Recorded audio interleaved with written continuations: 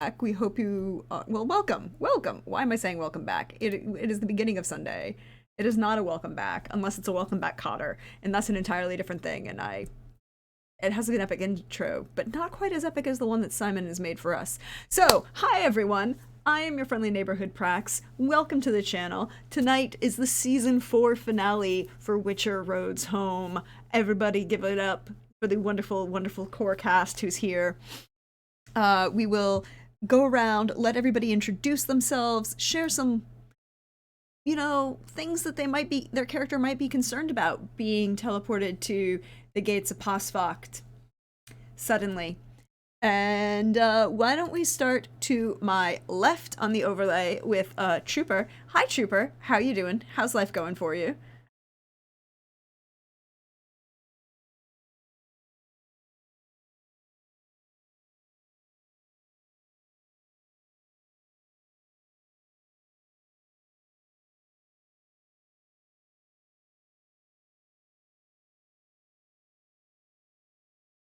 Wait. They're saying you're muted. Oh, I know what happened. There you go. Try now. I am Trooper SJP, and I'm happy to be here, and I'm playing Math Varen, Lord Math Varen, Master Druid of the Circle of Cade Mirkvid, and Lord Math is feeling pretty good because the plan is coming together. They teleported over to the castle in Matina early so they can set up their ambush so that when the villain comes, they can arrest him or do whatever they need to do to take care of him. It looks like everything is coming together. So he's feeling pretty good. Plus, his wife is going to make a buttload of money. I would like to point out that the phrase you just said there means that you're not going to be doing so great.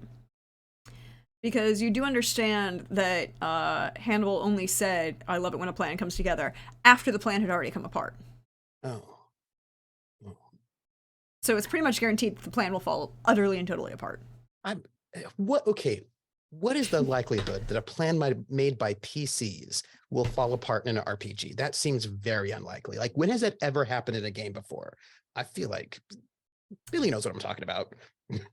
I feel like the answer is, hey, Billy. Hi, I'm Billy. No, you're not. You're Brenna. You swapped me. Okay. I fixed it. Things got moved. What's hey, Billy. up? Hey, Billy. What do you think of the odds of the plan coming together? Very good. Before or after you suffer a catastrophic failure? Me? Or the PCs? Arzo?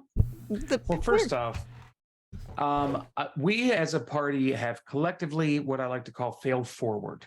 So like any of the times that we failed, were they even failures, or were they blessings in disguise, let's see. We're not in Mahakam anymore. So there's a lot of things in Mahakam that were problematic that we no longer have to deal with.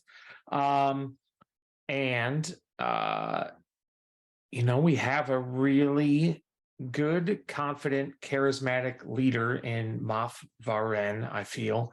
Because he just knows his stuff. And not only does he know his stuff, he'll let you know that he knows his stuff. But sometimes he knows those things. And some of the times he doesn't know those things, but most of the time he does. I'm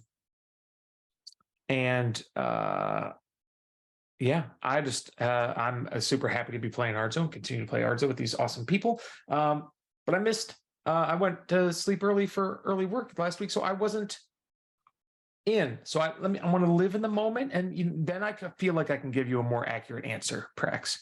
Okay, I'll take that. Somebody who was here at the end last week and who was here for some mail delivery last week was Lindy. Hey, Lindy, how are you? How's life going? Yeah, tired, but doing spiffy.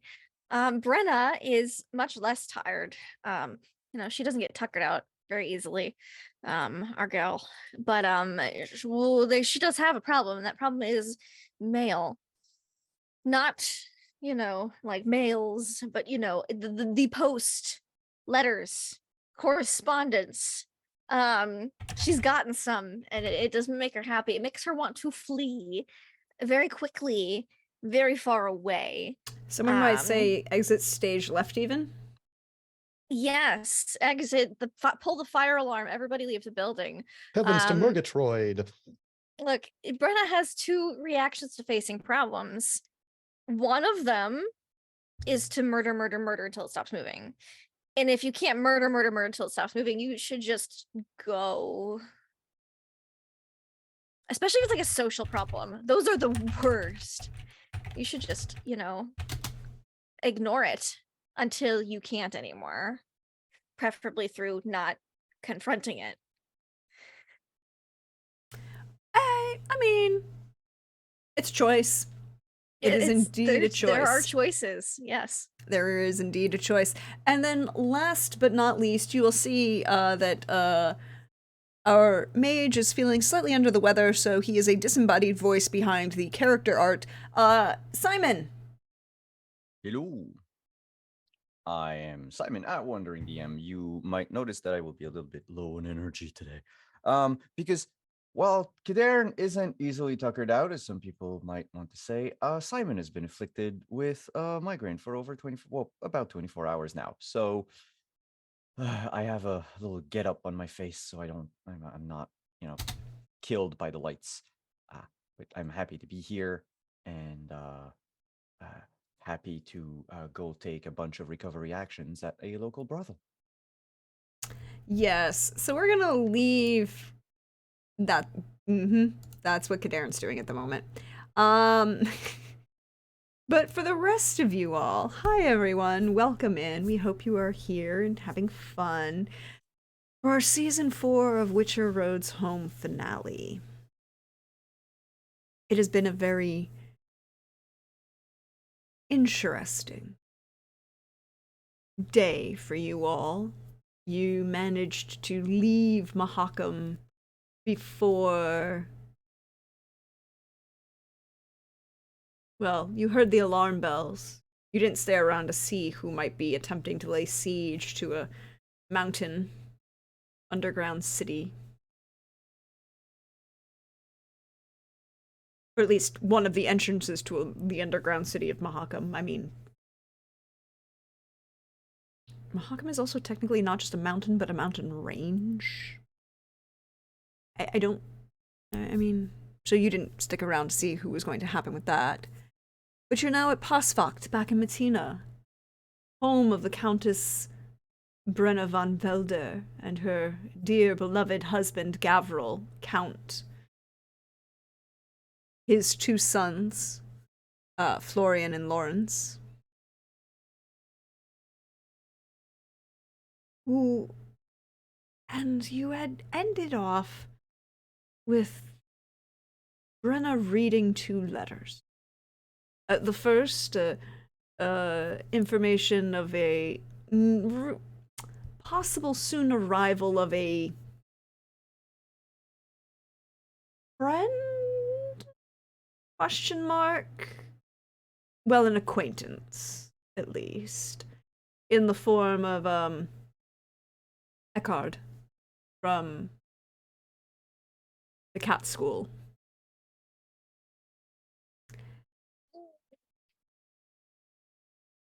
Like her boss.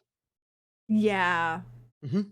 Like her direct report. Not like the C-suite, but like the direct report boss. Who is probably like the next in the heir apparent to the title of Grand Master of the cat school. Probably just Go wondering through all that how she's effort. doing. Just like a Fine. check-in, Yeah, just checking in. They're a little concerned about you. You're Something like you checked in recently, right? What? I'm sorry, what? What? I mean, I feel like I should point out that, Brenna, one thing you didn't do this year, and by the year, I mean the calendar year, you never went back to the school for the winter. No, I didn't. Because we were busy. Then we picked up on the first day of spring, and I was so busy over the winter. Oh, do you have all fight the money? monsters. Because you have to I like give do. them money, right? I do have. Oh yeah. Well, I'm sure I sent some Did you? before I left. Yeah, before I Cool. left after the wedding. Maybe I don't know. I have money. They can have it. Just and then go. Because Do that you have is to write one. reports? Is that how What? that works? Do you have to write Yeah, reports? that's Oh, another thing oh, witchers are supposed to do over the winter. oh, write Eh, reports. Cool. it sounds like a lot of paperwork. It's just I was so busy. I really had hardly any time to rest. Is he doing what? Or whom? Oh. So, look, I have some very interesting reports about higher vampire facts, like a fun facts about higher vampires books. mhm. Oh, hey, Oh, I'm how sure is it'll their be stamina? fascinating knowledge. How is their Great. stamina? That's great. Okay. I was just curious. Because I somebody in our mean, party. Unworldly, actually. Out of this world. Definitely out of this world is the most accurate statement for a vampire. Yeah, in like higher vampires. confirmation facts, because we don't know a lot about them, and I've done a study that maybe will get me out of this trouble. I don't know, probably not. And then you also had another letter up from Eleanor, who was Yeah. expressing some concern, Some friendly concern. because she had Mhm. heard that you were being like stalked, maybe Sure, by it's this fine. Sure, it's nothing dude to about worry an about. apple. I'm sure it's nothing to worry about. I'm sure it's fine. not. I Like, mean, Brenna doesn't have any concerns right now. She is not at all stressed out or anything. no, she's not stressed out at all. No. It's fine. But where do we find Brenna? I mean, we figure it's been a couple hours by this point. She's Everyone- probably gotten cleaned up and freshened up. Mhm. Changed into something less dirty. We did some fights and some investigations and things. She's had the same travel clothes for a little bit, so probably wearing something a little bit more castle-ish, but still kind of witchery, because that guy could come any day now, any second, at any moment in time, and that's not putting her on edge at all whatsoever.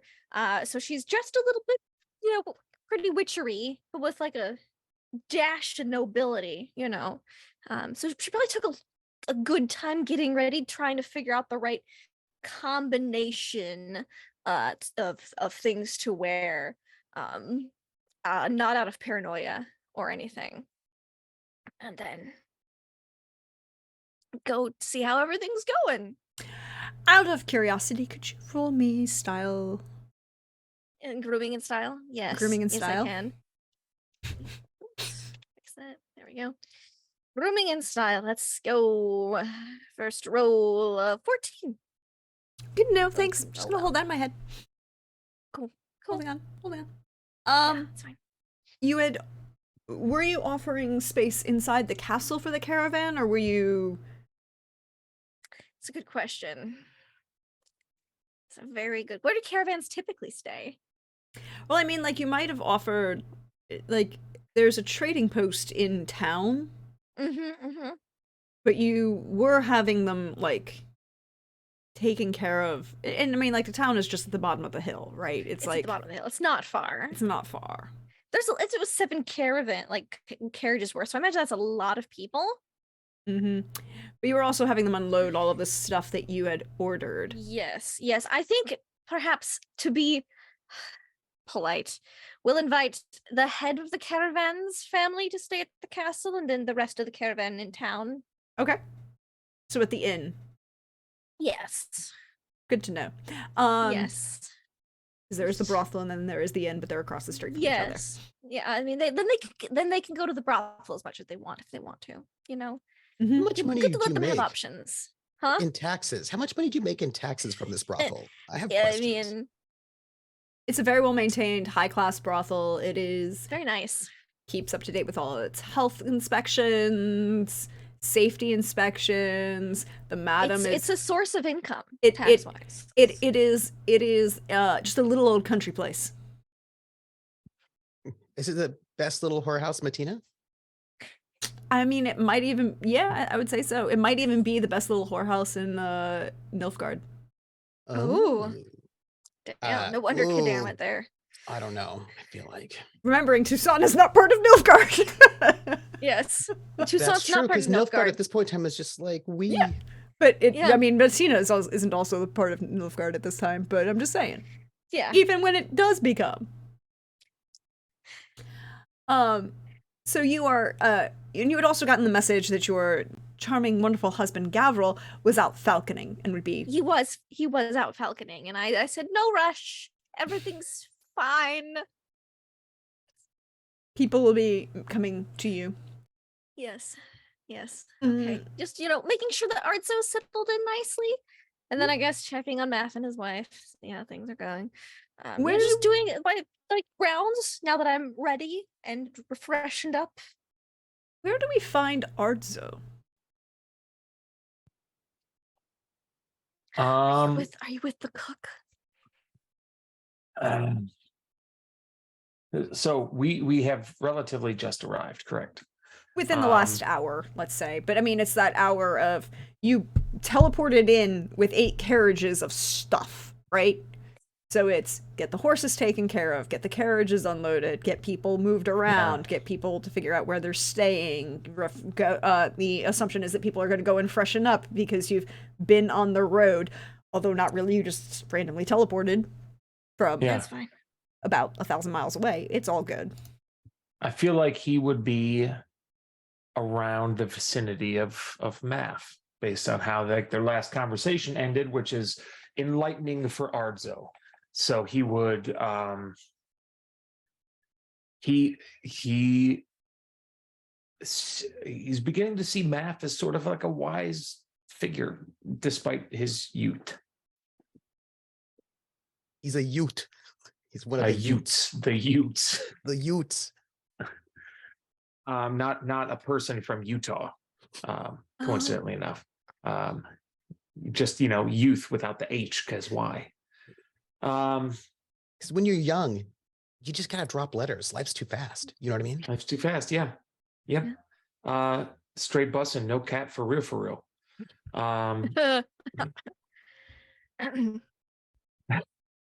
That's the largest amount of effort I've tried to appear like cool ever. So I feel like he would be, he would be hovering nearby, not invading personal space, but like hovering nearby. So, Brenna, as you come back downstairs,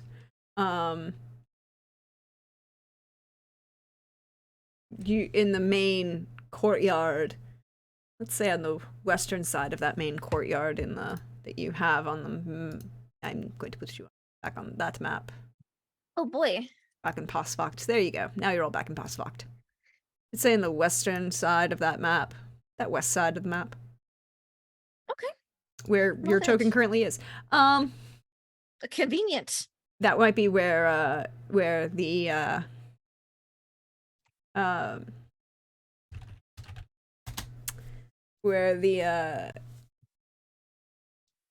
the conversation might be taking, Math and Arzo might be.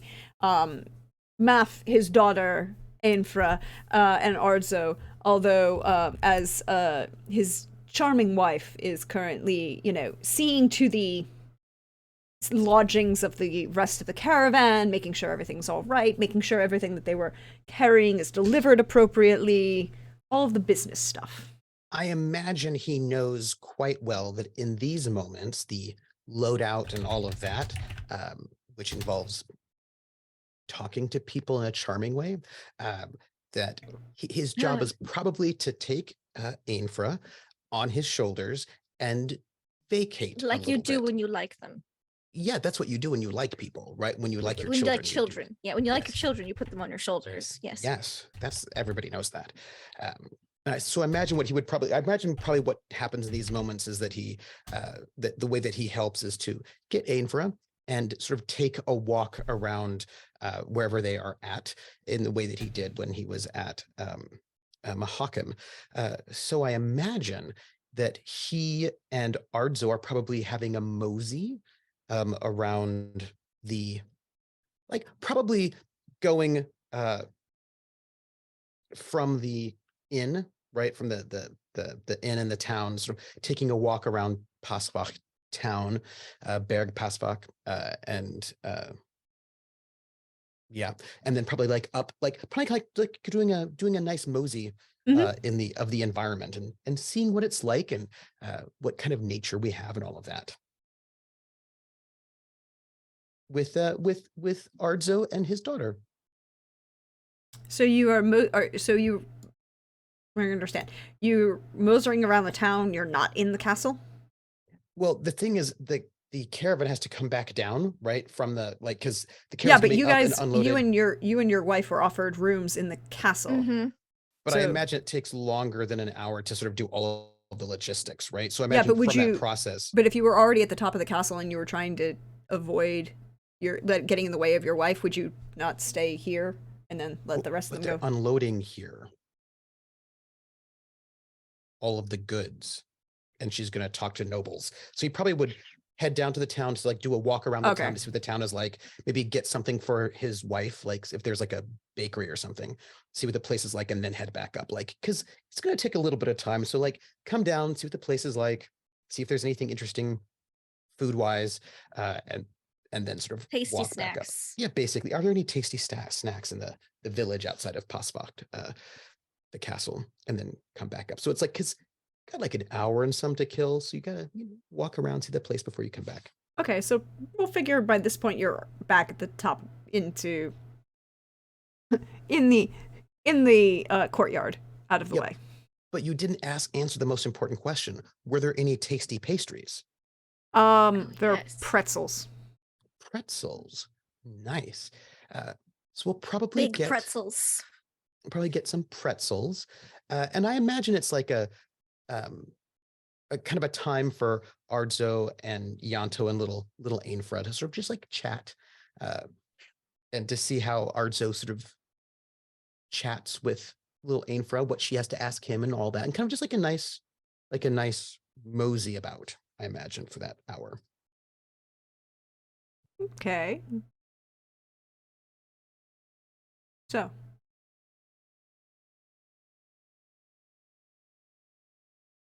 This is where you find them, Brenna. Ardzo, Math, and Math's I daughter. made sure to have like the room Arnzo had last prepared again because he seemed to like it and it was closer to where Brenna was at. And I have the room that is nice enough for Math and his wife that is farthest away from probably on the lower Arnzo and floor, myself. right? Yes. Because you had the last time there was like multiple floors, and I think Yes. only really special people got to be on on your floor, and you had other people on the floor Yes. below. The third floor is the family suite and a couple of particular guest suites. The second floor is most of the visiting nobility level guest suites, and there are a couple like first floors, mostly offices and public spaces. Yep. So that's what Brenda did because she's like, I cannot see him that often. I have to put him as far away and save Arzo. And Kadern, she'll have a nice room made up for Kadern. Kadern will get an upgrade from last time. Instead of being on the floor below, he'll be on the same floor as Arzo. In case of emergency, you know. And then wait, again, Lindy. yes. I have to ask a question. Yes. Is there an elevator? Because I don't think I am in shape enough to be able to climb stairs, seeing how I am easily out of breath. Maybe they have one of those like those suspended carts that somebody uses a winch, so you can just like sit in that cart, and they have that Well, hurt. you seemed fine with the stairs in Mahakam, so she wasn't really thinking about it, You might have to take some breaks at the landings, but she believes you'll get there. And it's a better bedroom, so you can get have a more restful experience while you're there, So you can No get more a questions, better Your Honor. quality rest. Okay. I will have a very important question. Yes. Can I get the 3 people who are currently at the castle to roll me? Well, no, I need Brenna and Ardzo to roll me awareness checks. Okay. I'd love to do that for you. as you make your way Ba-doop-ba-doop-boo. around the castle.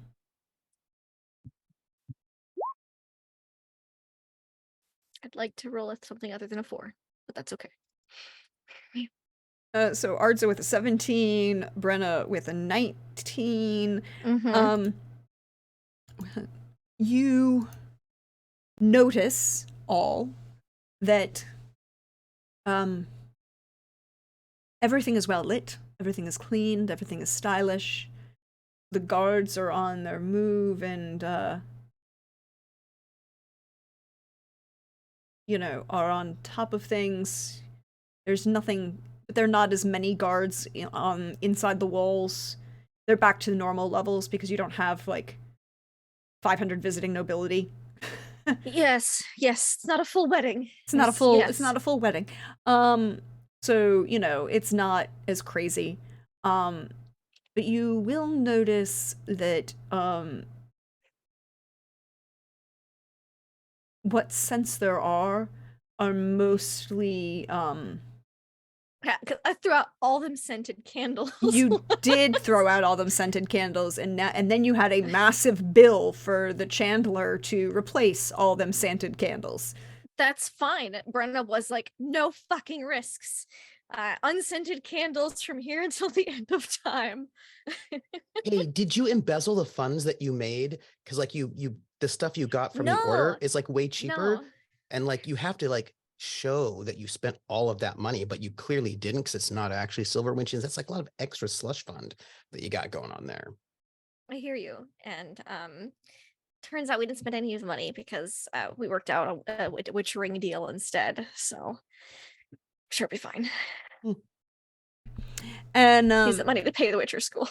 you do not smell any scent. The candles are scented because that is one of the uses of candles at this time period. Yes, but they are not. It's a very lightly scented, and I bet Brenna had it all be the exact same thing, like rosemary or something light, less scent, which is honestly probably something she's been requesting for a long time because she has a higher sense of smell as a Witcher, anyways. So now she had a good excuse to actually go through with it and replace all the fucking candles. Mostly, it's rosemary and mint. Classic. Easy, cheaper. There are still some specially scented candles, some citrus ones. There are a few. Nothing with hellebore. There's some pure. There's some pure rose scented. And some pure lavender scented. But those are the traditional one, and a few bergamot. They're not spell component-y ones. Well, not as far as you're aware. Not as far as I'm aware. Nothing like the last situation that we had. No. But yeah, it's a noticeable. It's a noticeable brightness, and there was an overwhelming weight in the air that was mostly looks this like cloying sweetness of a scent that you didn't really notice until it was gone. Oh, good. And now it is gone. Thank goodness. But yes, you are in the courtyard to the west. There's a small seating area around a number of flowers. This was the area of the garden that was created and maintained by Zdenka. Yes. And you see it coming back to life because it seemed that Filiberta had attempted to murder everything I love. Yes. Oh, that's a very interesting statement. I have a question. I'll come back to that. I'll hold that idea. Okay. I'm holding that. So Ardzo. Please do. You, Math, child, enjoying the sunshine in this late summer afternoon, outside. Brenna approaches you. Yes. Hello. You're having a lovely stroll about? Yes, I'm very excited to go wandering about in the forested areas right by here to see what sort of herbs might be available. Those are quite nice, and I'll just rattle off some because I've been in these Yeah. woods for decades. Well, you're about to slip into a Brooklyn accent. Hey, I've yo, been in these woods for decades. you don't even know the woods with the Ute. Okay, that's not Brooklyn. That's the Bronx. Oh, sorry. There's a whole Um, bridge in between the two of them. It's the whole bridge. Maybe also yes. a tunnel. Couple Yes, buildings too. I just Thank you wanted to- very much for the accommodations. You didn't Yes, I had have to. prepared for you, and also I had the room you used last time used again for you, so you know where it is. Who is watching us right now? You could roll me an awareness to see. And are they within earshot? 19. Within 19, it is very apparent that the guards are maintaining shouting earshot, right? And that's not any, like, there are no servants kind of around at this moment. You had been brought like light refreshments, some, drinks, and like a little bit of finger food, because you also have small child. The assumption was small child needs more food more often. But the guards were mostly leaving you alone, but Brenna has now approached you, and now it's the level of, like, the guards are watching because they do understand that Brenna is a witcher and can take care of herself, but if this becomes a situation where the Countess needs assistance, they need to be within, like, shouting distance. Because when the Countess, in this case, needs assistance, last time that meant that there was a Bruxa in the house. A Bruxa, yeah. Yeah. There's a Bruxa in the house. It's not like they don't think of you as a threat, but more along the lines of, if she feels the need for backup, I need to be close enough for her to shout at me. There's a Bruxa in the house, and this mage is ensorcelled the men. Mm-hmm. So I think he would just sort of lower his voice a little bit, and he'd go, at some point, I imagine we're going to meet to confer about our plan. Sure. Excellent. I will. After everyone's all settled in. Yes. What plan? Did I miss something? Brenna just looks very exasperated, like. For the ambush, you see, it seems as if all of these goods that were ordered by her husband's ex-wife for some sort of nefarious reason, perhaps for this evil, rude mage. And if all these things were ordered for the rude mage, perhaps to take down a dragon of some sort or something like this, then that means he will probably, especially since his minion is now dead, will have to either send another minion or himself come to get these things, which means we can catch him. So we have to sort of set a trap, and I imagine her eminence, her grace, most likely will know the best way to set up a trap, and I'm very excited for her direction in the trap setting. Yes, I'm going to have to put some thought into it. Brenda's face says to Arzo that she really doesn't care a whole lot and she doesn't think it's going to work, but she's humoring Math. That's what her very... Arzo's been around long enough, Brenna, to know. Yes. Well, hopefully we can just take care of this villain right here. So It'd be awfully convenient, wouldn't it? Well, I mean, you do have something that he wants. Okay, hold on. What if we didn't? Well, I mean, the goods are already here. Right, but what if we didn't set the trap? So he just comes and takes everything and then kills everyone and we're defenseless? That seems like a bad idea. I feel like that is jumping to conclusions. No one is saying that he will kill everyone. Oh, so we'll just kill some people. I mean, he did try to kill her grace, and also, I mean, as she said, he's quite petty and wants to destroy you all. So he is very petty. Seems as if he's going to show up to get his things. He's probably going to try to kill you all. But maybe he just wants his things. Oh, well, I mean, if you want him to do whatever evil things he's doing, there's a whole mission from the dwarves of Mahakam to go and take him down. Now, I personally plan on arresting him and otherwise detaining him and bringing him to justice. You probably want to talk to Kadan more about that, because he's actually the one that accepted that bounty, because witches aren't allowed to take contracts on people. Yes, no, but I'm going to do this because he's profaned against nature. So, I will let Kadan have his hands or whatever it is, but... Yes, I think that is the only part he needs. Yes. Nonetheless, yes, but we're going to, we're going to be ready for him if he shows up. Now, he might be a coward and not show up, but if Her Grace is correct, and I trust in Her Grace's wisdom, he's petty enough to go and, do something nefarious. So I'm quite excited about catching him, because last time he was waiting for us. This time we'll be waiting for him.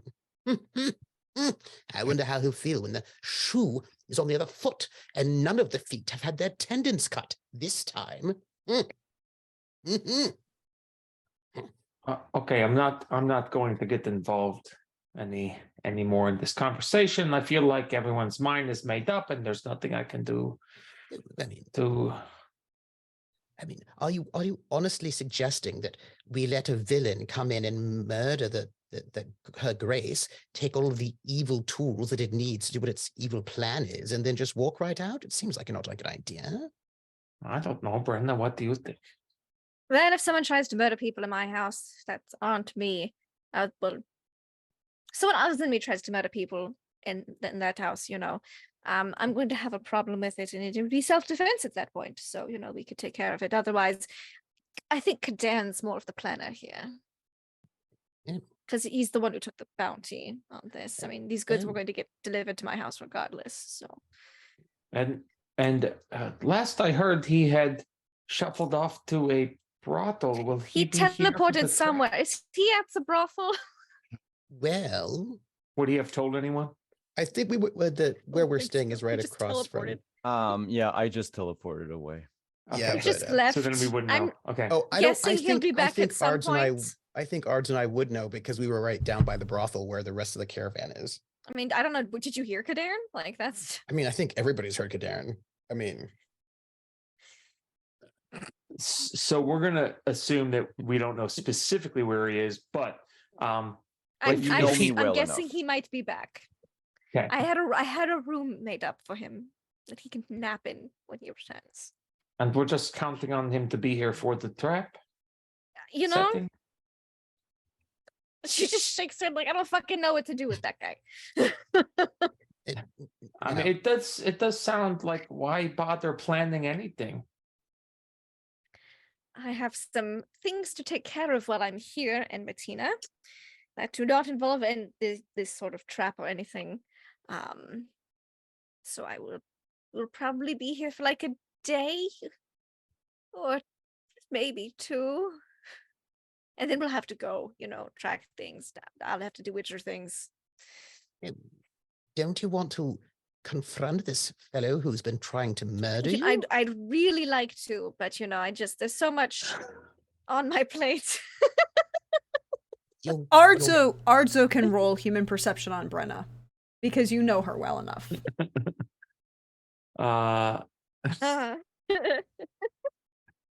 Look, what's that line from old school?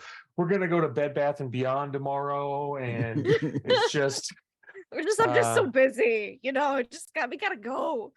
Can't really stay here that long, Your Grace, if you have to leave for Witcher business, it is understandable, and I want you to know that I will take the safety of your family quite seriously in your absence. Thank you.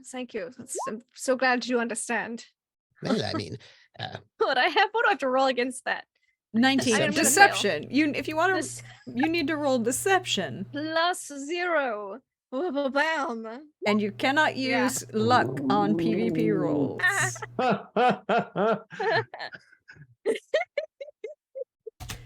So I'm Yeah. going to say that you, with a 5, lose to Arzo's human perception of a 19. 112%. Yes. Just a teeny tiny a bit. lot. A lot. Yes. A lot. She's an I open mean- book to Arzo. I mean, if you're talking about levels of success, that might be even through like 3 levels of success.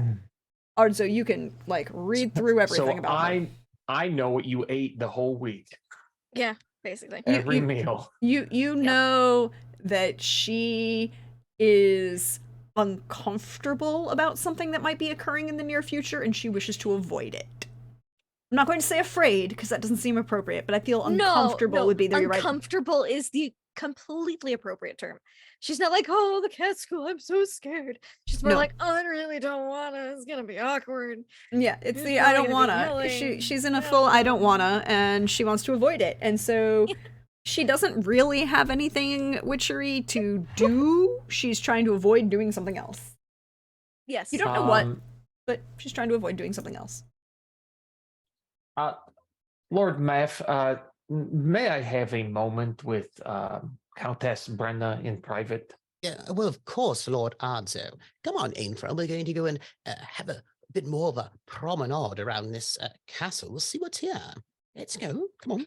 So are you going And around like- the whole castle or just around the courtyard? Well, I mean, go around the courtyard. We'll see how big it is. And if there's anything like kind of interesting, maybe see what our rooms are like, that sort of. Yeah. Oh. I mean, like, the courtyard itself is, we said, about 1,000. It's a football field size. Mhm. So probably like walk around the courtyard if there are any like cool statues or whatever it is, that kind of a thing. A Pretty couple trees that flowers. you can climb. Yeah, some cute stuff. And if there's like a fountain, like toss a coin to your fountain for a wish, and that kind of thing that you do. Kids love that stuff.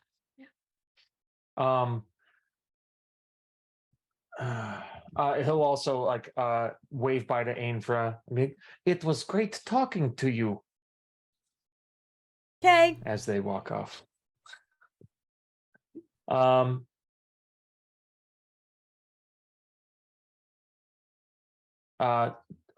Countess Brenda, is there a room in which we could speak in private? Yes, there are many rooms. Your room? Sure. Let's All go. right. Okay. And then he'll shut the door behind her and lock the door. What the fuck? What Don't is the even fuck? No, pretend which what? to act shocked around me, okay? I don't know which thing you're referring to. With that, I say that carries over, and she has no idea what specifically you're talking about. There could be many of the fucks, and she's not sure what you're referring to. You're a little I don't want to say afraid, but something is up.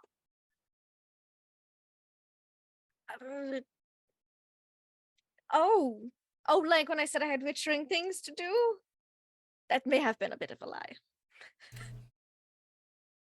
Okay, then what is it if we're preparing a trap for this villain?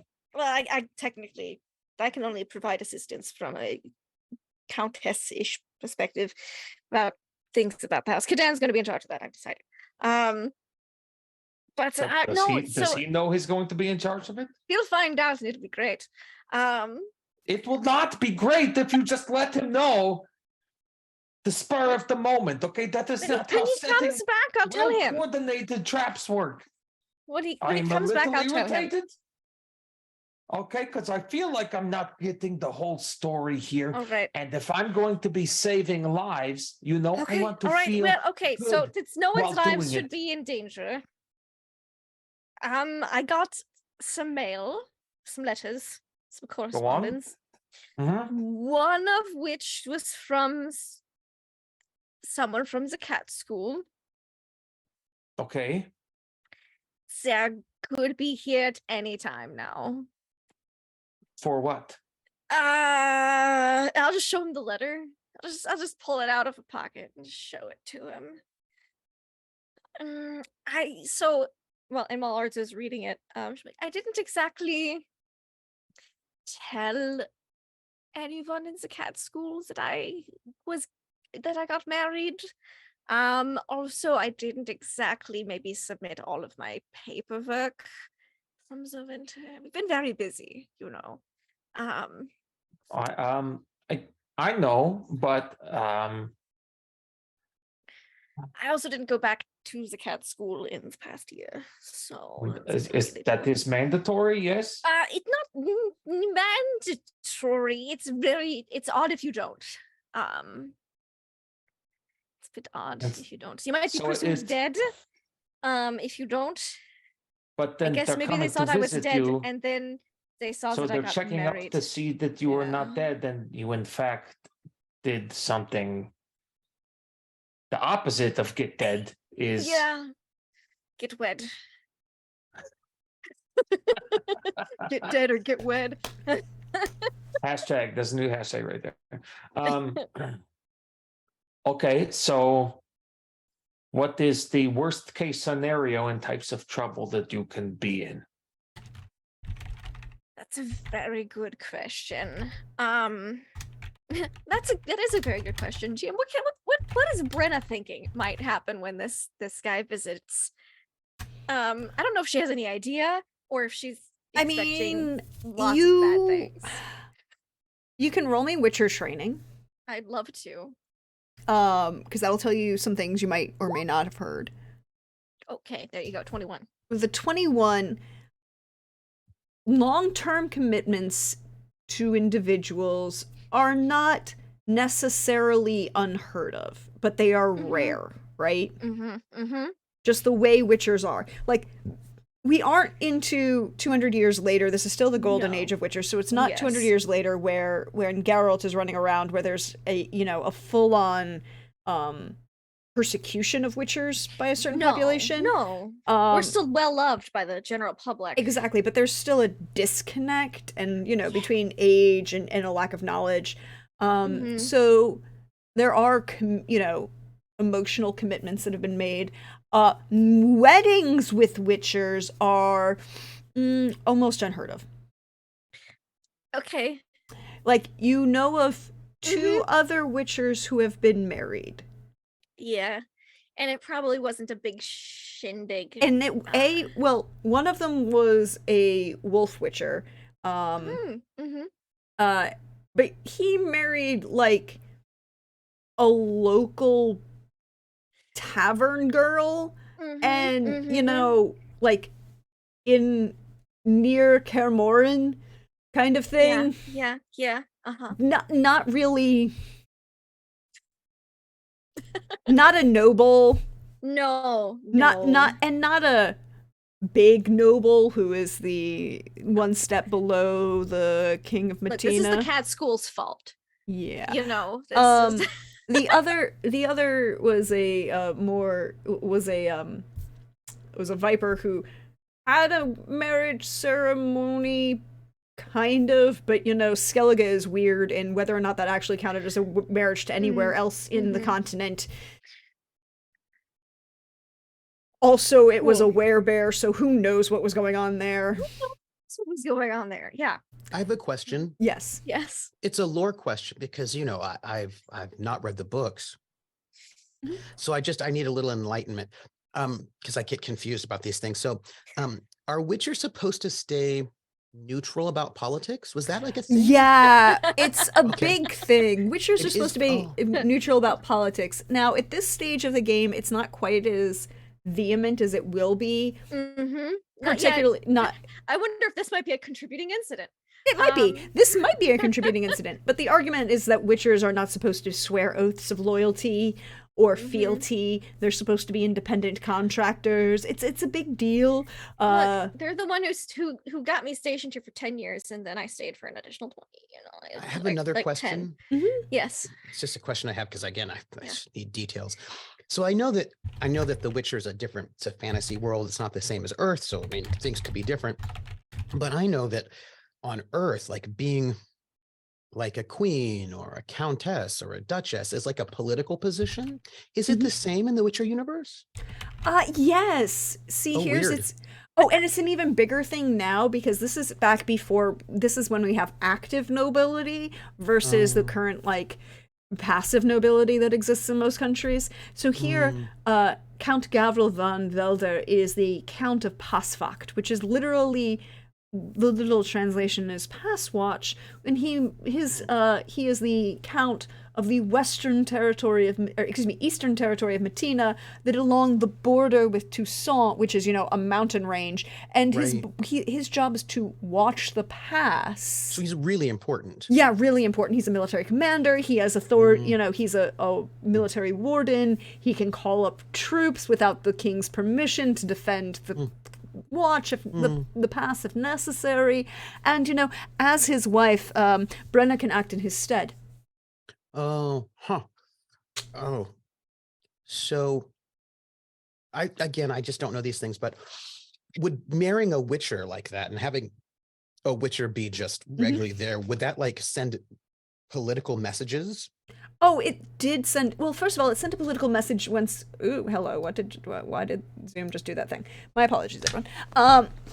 But it did send a political message first when Brenna was first stationed permanently out of Passwacht as a because it was like there was a large number of control monster issues along that mountain border, and she was going through the mountain more frequently. It was like a very nice strategic pinpoint location in Matina and along that section of Nilfgaard to ensure the safety of everyone in those couple area.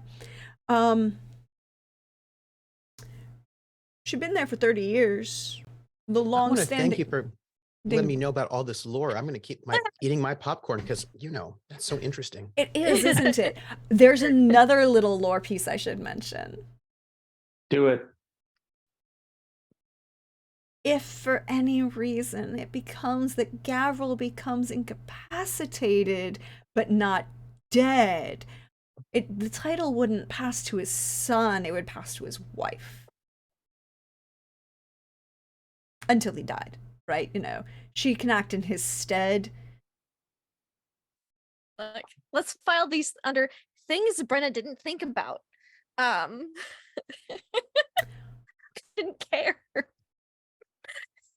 So Brenna will think about all of these things, and then take a deep breath and go. So I don't know how much you know about witches, but a lot of them don't really do long-term relationship things. I'm shocked. Yeah. I only know of 2 other witches from different schools that have gotten married to locals in their area. And were they long distance? The wolf one, no, because she was local to Camoran, and so they saw every winter. Let's see. The viper was, I think he was in Skellige. It may have been a werebear. I'm not entirely certain. That one's a bit odd.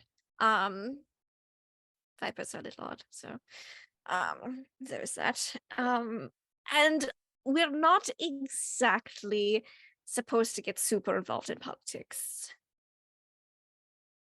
Okay. I don't want to, because I like you. I don't want to come off I as like you too, also. As too judgy. But what the fuck are you doing? I don't. I was under the assumption that your husband at least was a wise person, and you have people around you, right, that can advise you on certain things. I did not expect for me to be that person. But what the fuck are you doing? Well, what kind of a world are you trying to create for yourself? I didn't think that far into the long-term future. I was just like, gosh, I really love this guy, and it would be great if we could just be married instead of him having other wives, with me as a side piece. So, but that's what I was thinking about, Arzo. Okay, all right. So, the little bit of tunnel vision. It was a purely emotional decision. I was under the impression that Witchers were bereft of emotion for this very reason. Bereft is a very strong word. We Limited have is limited. limited is a much better term. Okay. My school has a little bit of a reputation For when it comes to emotions. It's not widely known. But it's a cat school. It's designed to be a little bit more, have a little bit more feelings about some things than some of the other schools. okay, I cannot blame you. You know, Like you murder are adapting. feelings. Okay. Mm. Okay. Mhm. I I can't be that surprised. I've witnessed it and not done anything about it. I just thought that. So, do you have these murder feelings for your husband? No, it's the side effect is that sometimes we just feel very passionately Not about some murder other things. feelings. That not Yeah. just like it's really hard to just narrow down one specific feeling when you're like making a concoction of chemicals to one's genetics. Okay, So no, I get that. And we're known to you're have a just bit more adapting. emotional outbursts Mhm. than some of the other Witcher schools. And okay, so knowing the things that you know and having these Mhm. letters, do you still want to be married? But I guess, yes, I do. I just don't want to be here when it's a cat school. I feel like Gav would be much better at dealing this. Would be. But the He's cat just school a is very not good after Gavril. person. Oh. The cat school is after you, correct? And you know, Yes. first off, it says a lot about him that he did not open your mail without you No, he present. did. Is that all sealed? All my letters? No, they weren't. Or they were. That was. Because you would assume that if you saw No, he something from didn't. a Witcher school, He didn't I just saw open you any of shake her your mail. head. No. So okay, yeah. Everything That you everything would- was sealed when you Mhm. opened it. Unless he opened them and then resealed them all, sneaky style. I didn't check for that, so you- she wouldn't know. Well, no, you would know because you did roll to check for the hidden message for That's right. Ainfra. Nothing from at least that letter, nothing was Mhm. tampered with. So the assumption yeah. could be that nothing was tampered with. Yeah, no, he didn't. He doesn't open my mail. He's very good. okay, that is good sign. But you know, if he has to deal with this, it should something that he should know about because Yeah, I was it is planning on your telling him once joint he got estate. back. Okay, okay. Yeah, he's falconing at the moment. And okay, so we know that one, are they going to kill you? I think that would be a bit of an extreme reaction. I don't think I'm on the chopping block. I might I'm probably going to get in trouble. I kind of got in trouble once before. But you know, I'm just saying, I would And not they want to get stationed in me trouble. here in Matina for 10 years. So I have a feeling that if they wish to do a punishment, it would probably be something of the opposite nature. Got it. Got it. I totally understand. But you know, getting in trouble with an organization of people who react as extremely emotionally as you do is a little bit concerning. Do you think?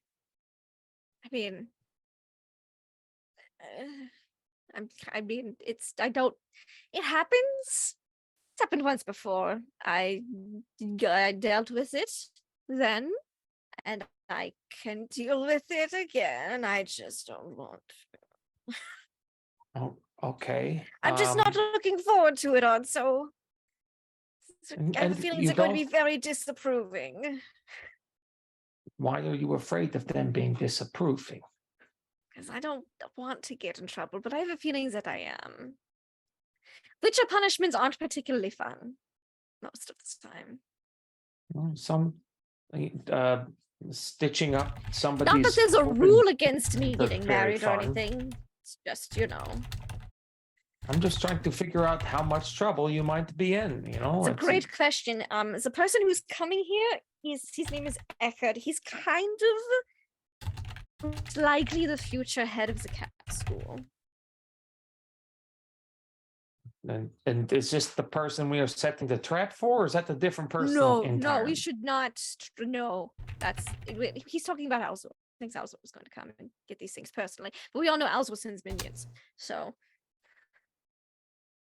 do we set the trap for them? Why set the trap at all? Why can't... I was going to trap Maps caravan, but then we teleported directly here.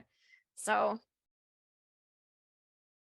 Oh, well, yes, I had to give him up some type of different excuse because I don't think he'd appreciate it. that is fair. Just, be careful what you feed him. He seems a little bit Yes. Zealous is a... Yes, which a is word why I'm about going to make it Kadan's justice? problem. But he Kadan's the doesn't one who know took the yet. bounty. Oh, he'll find out. Yes, but he'll find out that the potentially really inopportune time for everyone. Well, and then we just murder whatever's it. We just kill it. I feel like we need to stop solving our problems that way. Okay?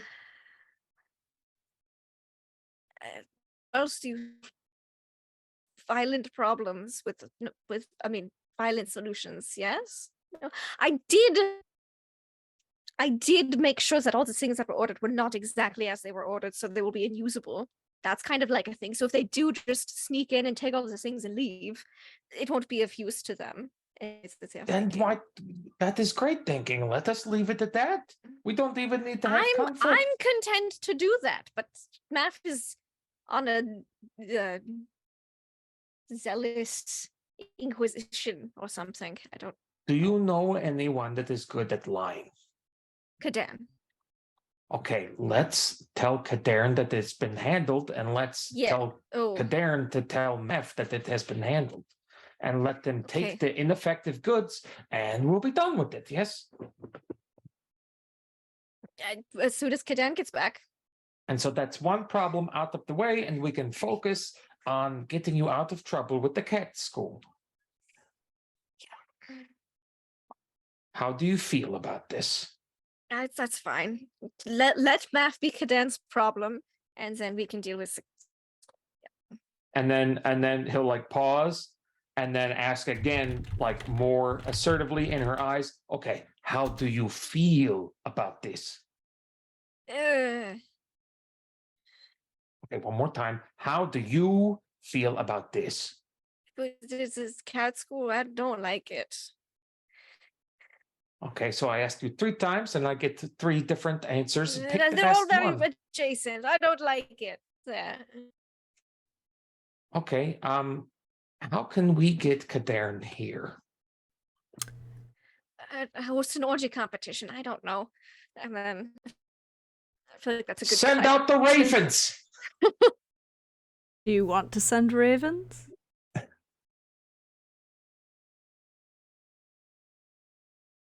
Remembering that this is a very different universe than...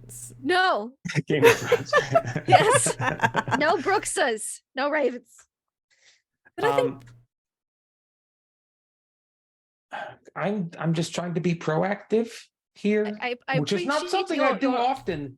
I appreciate your help and friendship also. I'm not convinced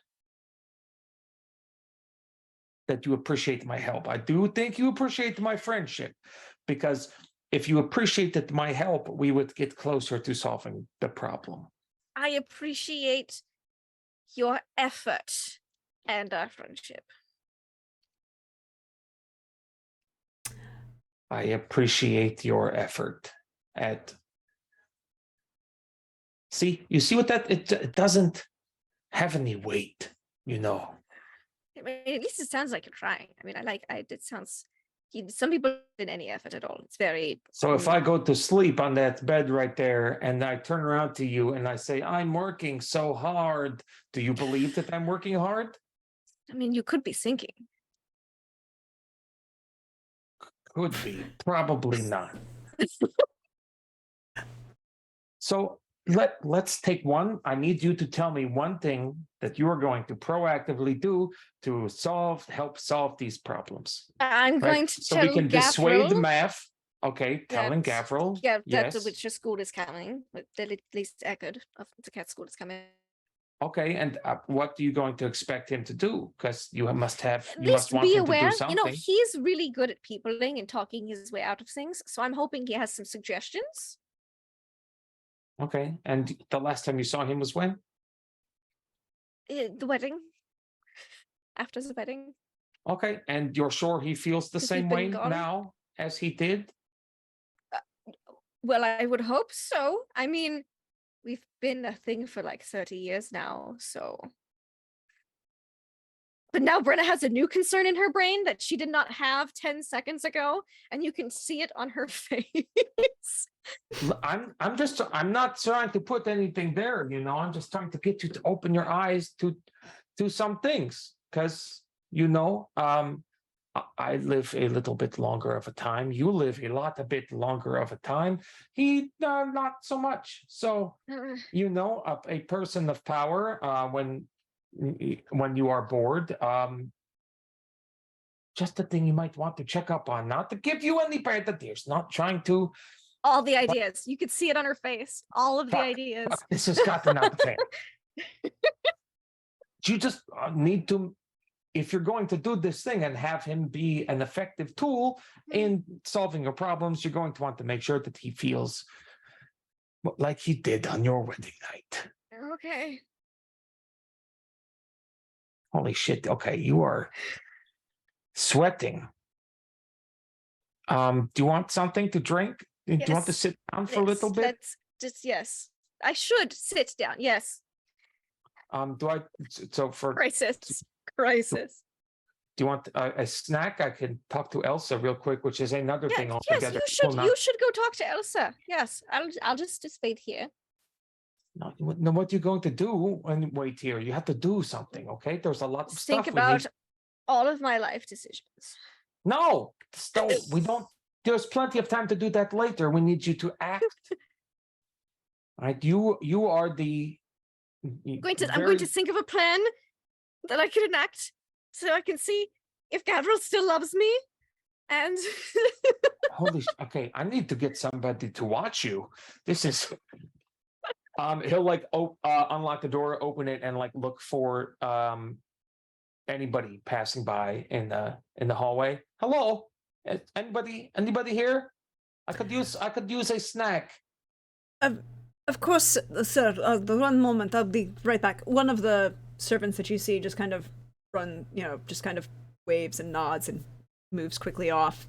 And I think that's a wonderful place. Dan has taught me some techniques. I could try those. That's a wonderful place to cut to our cairn. We hope is there. Yep. Okay. Cairn, you teleported to the brothel.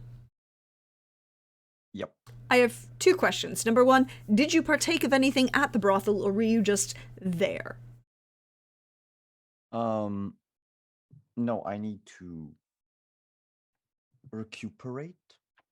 So I think I went in for a massage. Yeah. Okay. We're not going to ask anything further questions about how that massage went, beyond the fact that you had a very relaxing time. He was there for the wings. The wings were very good. That's what everybody says. That's the only reason why he was there. Yeah, and women go to Hooters for their hot wings too. Now I have that song in my head. Thanks, Trooper. I appreciate you. But Cairn, after you are mostly recovered, and in fact you would be at this point fully recovered of your stamina because short rest rules, could you roll me a magical training? Yeah. I'll even put one of my own points in there just for fun. Okay.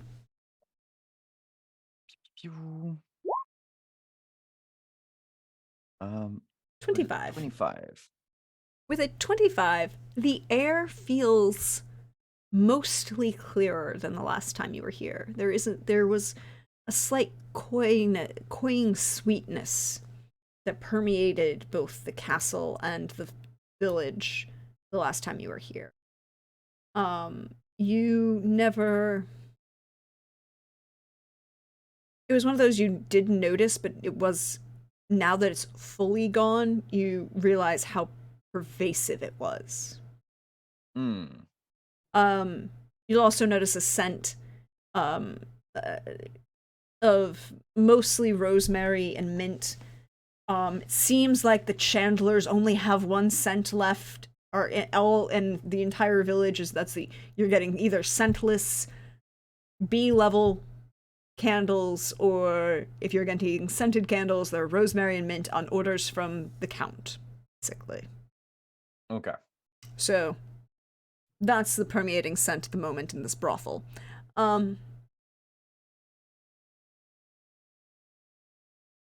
And there's a brush you felt a couple times across your, for lack of a better term, mental protections, your shields. Not anyone trying to actually engage with you in telepathy, but more along the lines of gauging that you are there, kind of thing. Okay. Not intending, nothing that seemed harmful in any way. More just checking up on you. Possibly checking that maybe you GTFO'd and weren't currently being, besieged under a mountain range. That works. I'm not picking up anything though. Like I'm not picking up the mental phone. Not unless you wish to engage it, right? Like, it's that level of, that someone has been brushing your shields on occasion, but there's nothing, no aggression or ill intent or malevolence behind it. It would require, if you wished to, you could attempt to reach out and touch someone, as they used to say. Yeah, but right now I think I'm only going to reach out and touch Faith. Faith being one of the working women there. Yeah. Faith is very happy with that. But after a short time, could you roll me a regular awareness? Yes.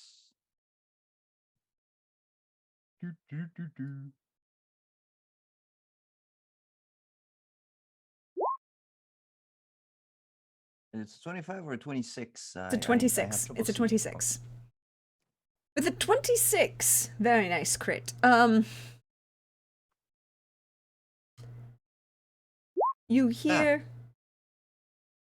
Sorry, I click on my sheet. Yeah, you don't need to worry about that save. With a 26, I mean, you succeeded on the save, but wouldn't have issued. With a 26, the window is slightly cracked, more for, ventilation purposes than whatever. And you can hear outside a conversation in elder speech with a very Toussaint accent. It's a man and a woman. You don't recognize them. They sound young.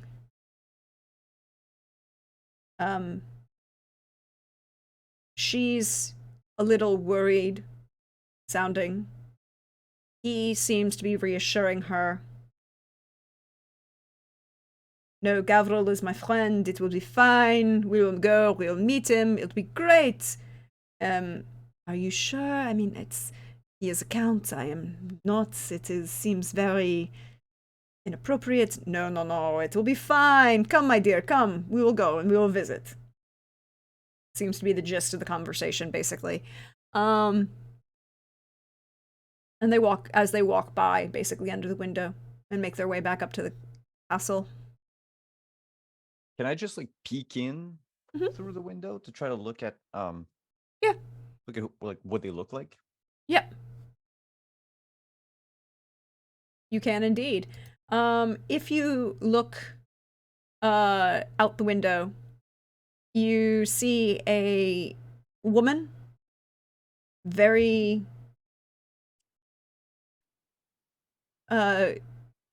darker olive skin tone, long dark black brown hair, not quite black but that very dark brown. Wearing a blue dress, much more simple. It's well made. From this distance, you can't really see. Perhaps you would need to be closer to evaluate. It doesn't seem to have any of the shine or wealth of, something like the merchant class, but it's definitely something well made, well maintained. She seems, from what you can see, to be wearing very simple jewelry just on her hands, and a couple beaded pieces that go actually across the front of her dress. It's in just shades of blue. He is wearing a black leather and silk doublet with a capelet, fur collar, again black. He seems to be carrying a sword with a very large and embossed gilded basket that you can see as he kind of rests his hand on the hilt as he is escorting her very traditionally up as they walk up the street. His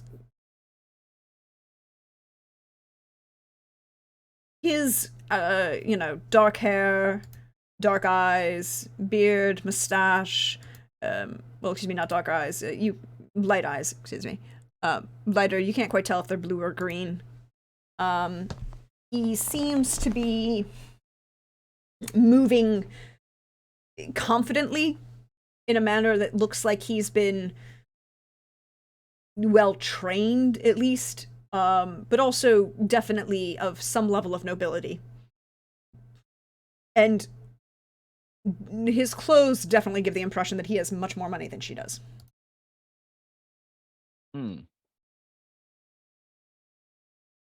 But he's not accompanied by anything. Like, he doesn't have any servants, any retinue, any... No. And you can... It's just him and her. It's just him and her. And he's dressed for travel and for movement, but the quality of his garments are much higher. Again, silks, leathers, heavy boots. There's a little bit of mud on them, but again, that doesn't seem to be anything outside what you would expect at the moment. Does it look like it might be like a halfling protective doublet? Like, does he look like he's wearing any type of like concealed armor? Yes. Okay. You would need, you have enough training to recognize that. You would need to see him from closer to give an evaluation of how good that would be. No, but like at least I know that he's not, like, the sword is not just for show. No, the sword is not for show. And you said she was dressed how again? Very simply, well made, well maintained, but the styling is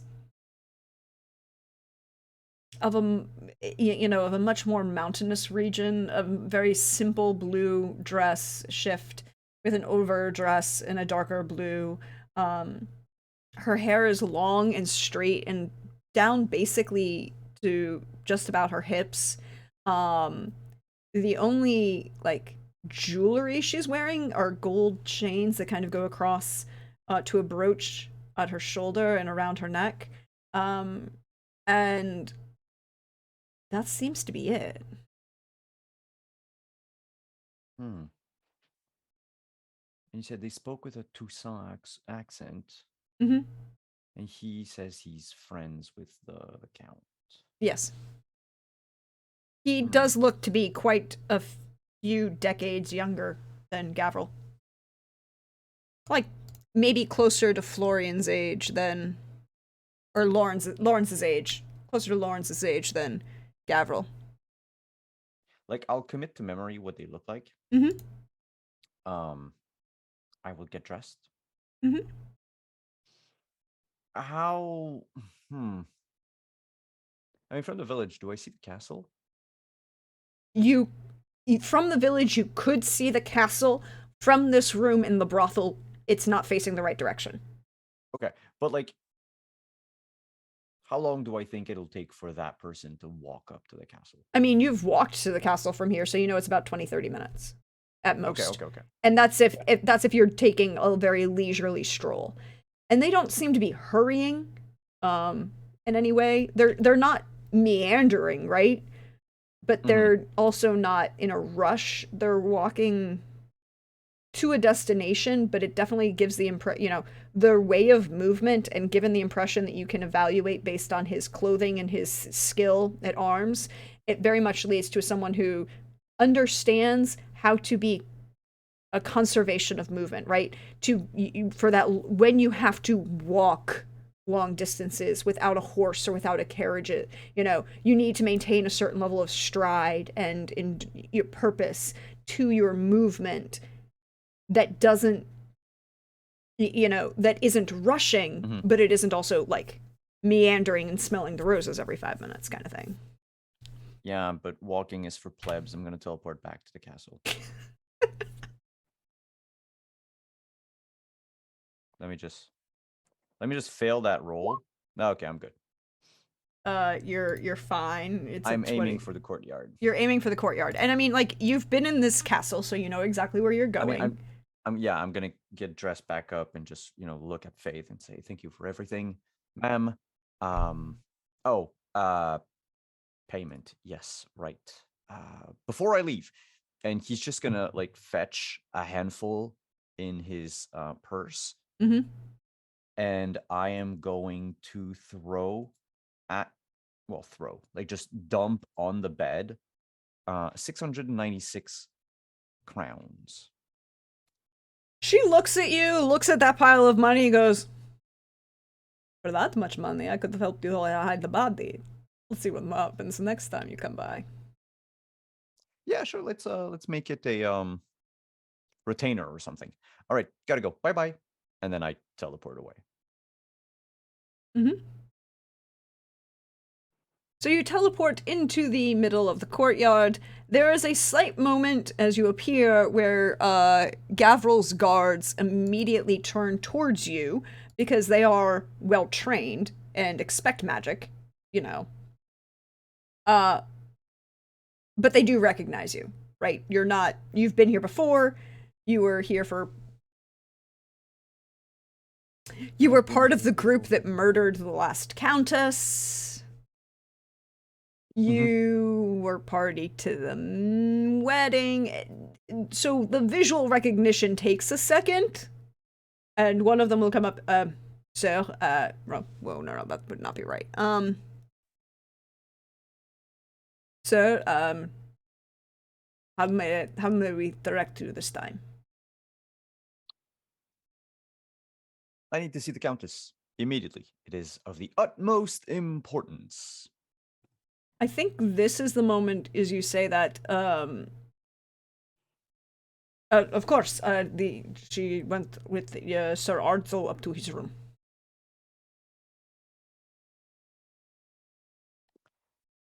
Good.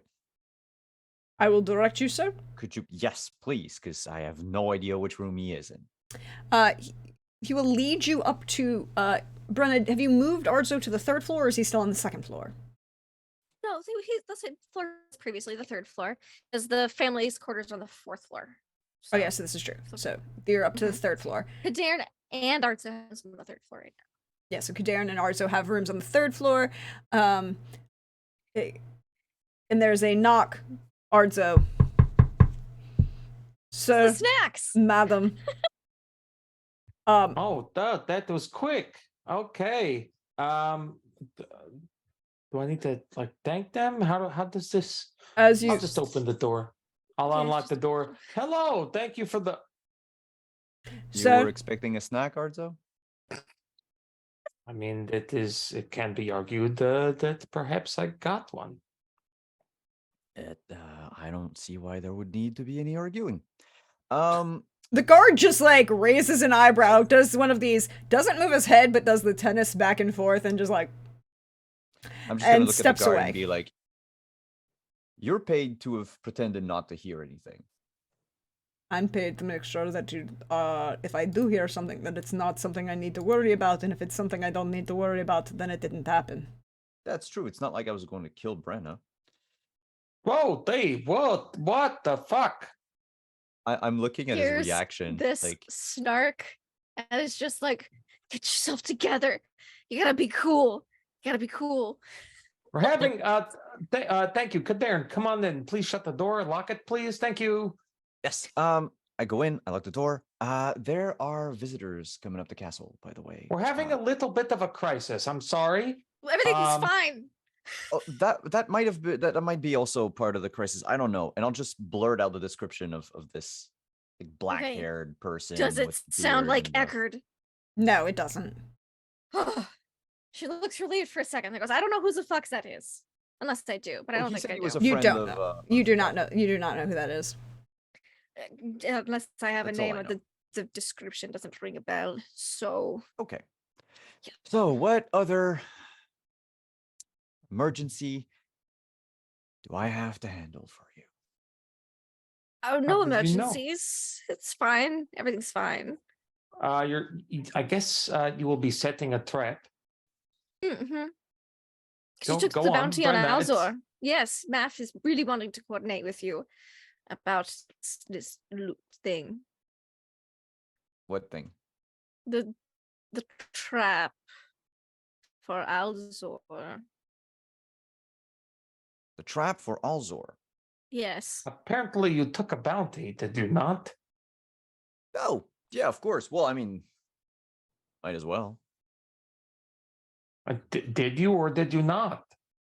Yeah, no, I Because did. if you didn't, that could save us a lot of hassle. No, he did. Well, I mean, what difference does it make if I took a bounty or not? Yeah, Because, you know, the bounty how doesn't you spend your free oblige time, me. I guess. It doesn't force me to go after him immediately. No. I doubt he'd come here immediately. I could be wrong though.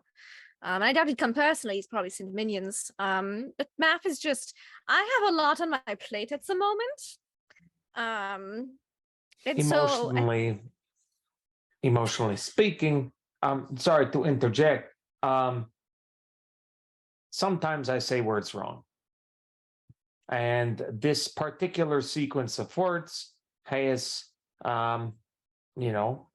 sent our dear friend into a downward spiral of paranoia. I'm fine. Maybe she should take a nap. I considered it, you know. Your room, nope. It's across the hall. What about my room? It's across the hall. You got an upgrade. Yeah, but I never Congratulations. asked You're you no about longer my on the room. second Why are floor. you bringing up my room? I just wanted to let you know in case you were tired. Well, I'm not tired, but you seem tired. Well, maybe I am. Head of the future head of cat school probably is on their way here. Could be here at any moment in time. It's Well, that is just more good news. We're gonna have more Witchers to ambush whoever it is going to come pick up. if they're monsters. Even if they're not. Have you sworn an oath to never harm another non-monster, not even in supposed to- self-defense? I've has seen to it be happen plenty of self-defense. times. Look, it's supposed to be in self-defense. And he's kind of a big deal in the cat school. He's like the guy next in line. Oh, I He's just the, thought like, of head something. kitten. How many times was Filiberta stabbed? A necessary number of times. Yeah, Unnecessary I number. saw that. In It was self-defense, of course. self-defense. It Yeah, I was don't she think fired it- first. She did. I'm just, it was Literally, kind of there was fire. convenient. Right. Kadan was there. He can corroborate. She attacked Sure. us. Just, it just happened from an outsider's perspective. It happened to be a killing that worked out really well for you. She was mind controlling a lot of people here to cast, and by a lot I mean at least 3, and then attacked me and Kadan. Self-defense, really. No, I'm not saying it's not self-defense, but I am calling it convenient. I didn't, it wasn't my thought when I was stabbing her of how convenient this is. It was Okay, but more like I how will leave you satisfying. to your argument about murdering and overdoing self-defense. I'll go see. Can't believe I'm saying that. I'll go see Lord Math. And All right, I'll stay get with ready them for about whoever the these plan. people are. I don't think Gavril's back yet, so I guess I'll be the one dealing with him. And just for a timeline, when do we plan on springing this trap? Is it happening tonight? Are That's they picking for up? Kadan and Math to out. And then for people to arrive, I guess. I have no idea. For It's all I just- know, the 2 people I saw down at the town in Kagan might just be these 2 people coming How to pick fucking up the... fucked are we? We are very fucking fucked. Well, I mean, half an hour ago, yes, but not anymore. So you signed the bounty. The plan is laid. We're going to spring a trap, but we have no preparation done for this trap, and we have no idea when they're the going to come. preparation I did was get some things ordered, but so they don't realize until they I try thought to use them. Kadarn was doing everything. Yeah, well, I had to do that part. That was Well, as a general rule, wasn't yes. Kadan wasn't in Mahakam yet for the part. I did that on my own. So wait, you must did not something on your understand own, that- and now you want me to clean up? My plan was to have Math's caravan ambushed on the road to my house, and now they're here. Math's problem now. Fine. Why is everything in your residence everybody else's problem? She just shrug and go, I have things to attend to, apparently. That's Walk. nobility for you, Arzo.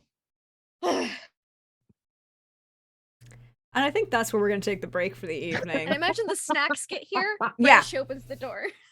You open the door, and there's one of your maids standing there with a platter of wine and, cheeses and meats and a very nice, wrapped in a cloth napkin package with for Arzo. I just grab one of the meats, one of the cheeses, and a glass of wine, and on my way out, I'm just like, go. And with that, we're going to take the break for the evening. Stretch, bio, refresh yourselves. Figure out what you're going to do. We'll be back in about 8 minutes, everyone. And I'm sure everything will be fine. Yep.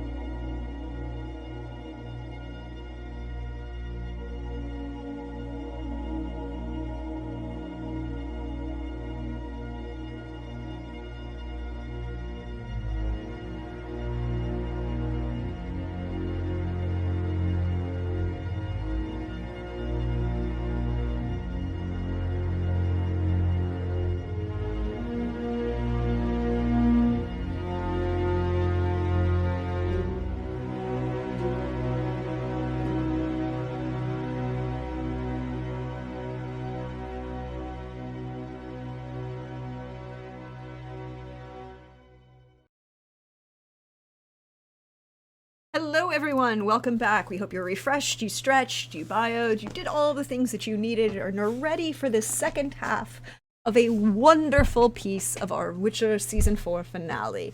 And we are going to begin right now with Math. Lord Math Varen. Yes.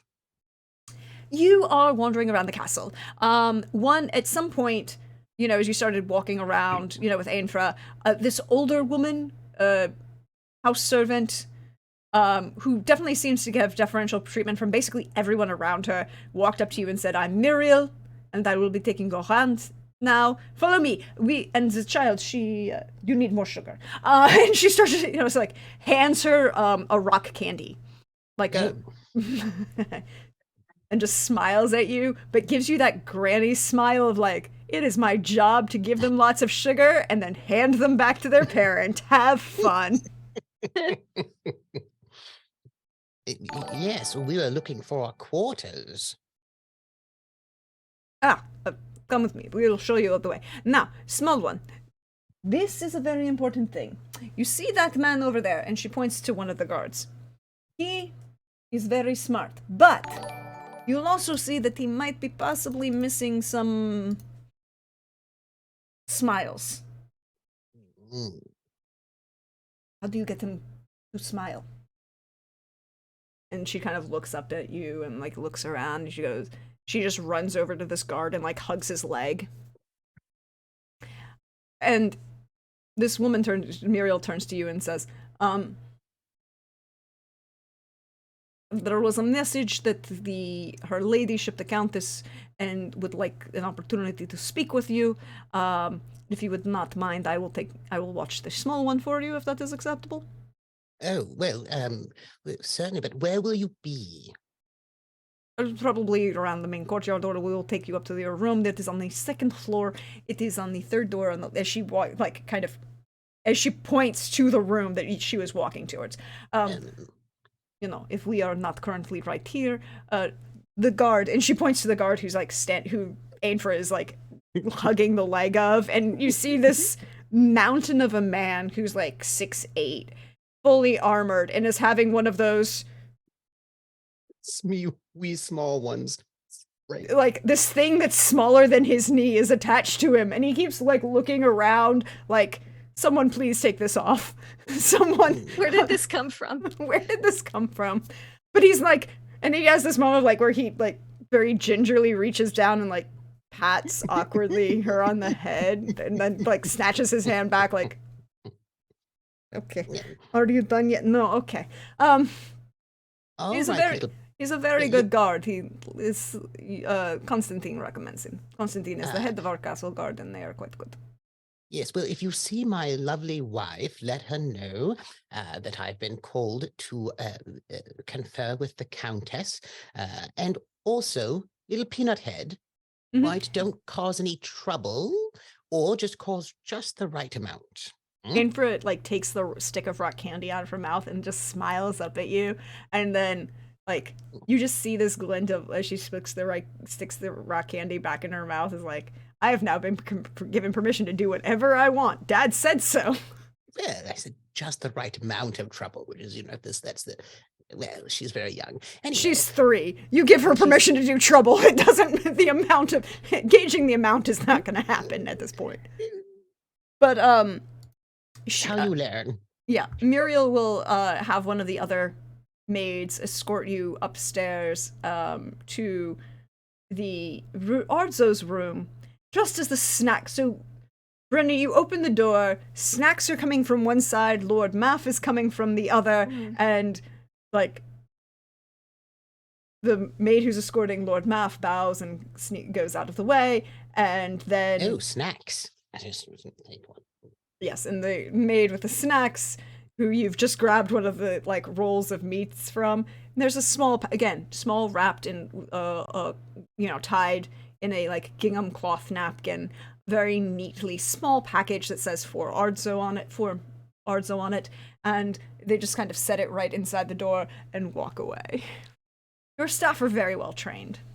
Yes, I walk with the staff, and I say to Matt, Kadan's back and waiting for you. And Well, yes, I imagine you'll want to confer with us. I actually have guests I need to greet, so I'll be back. Well, then we'll wait for you, because after all, you know this Oh no, castle better than anyone. just catch me up. Kadan's been around the place. Yes, but And you're I had gone. Walked. This was while walking away. I'm so busy. Actually, I drank half the glass of wine. Then I grabbed it on my way out. I'll come in. Oh, whose room is this then? Which one of you two? Oh, Lord Arzo, very nice. 3-time orgy champion, Kadan.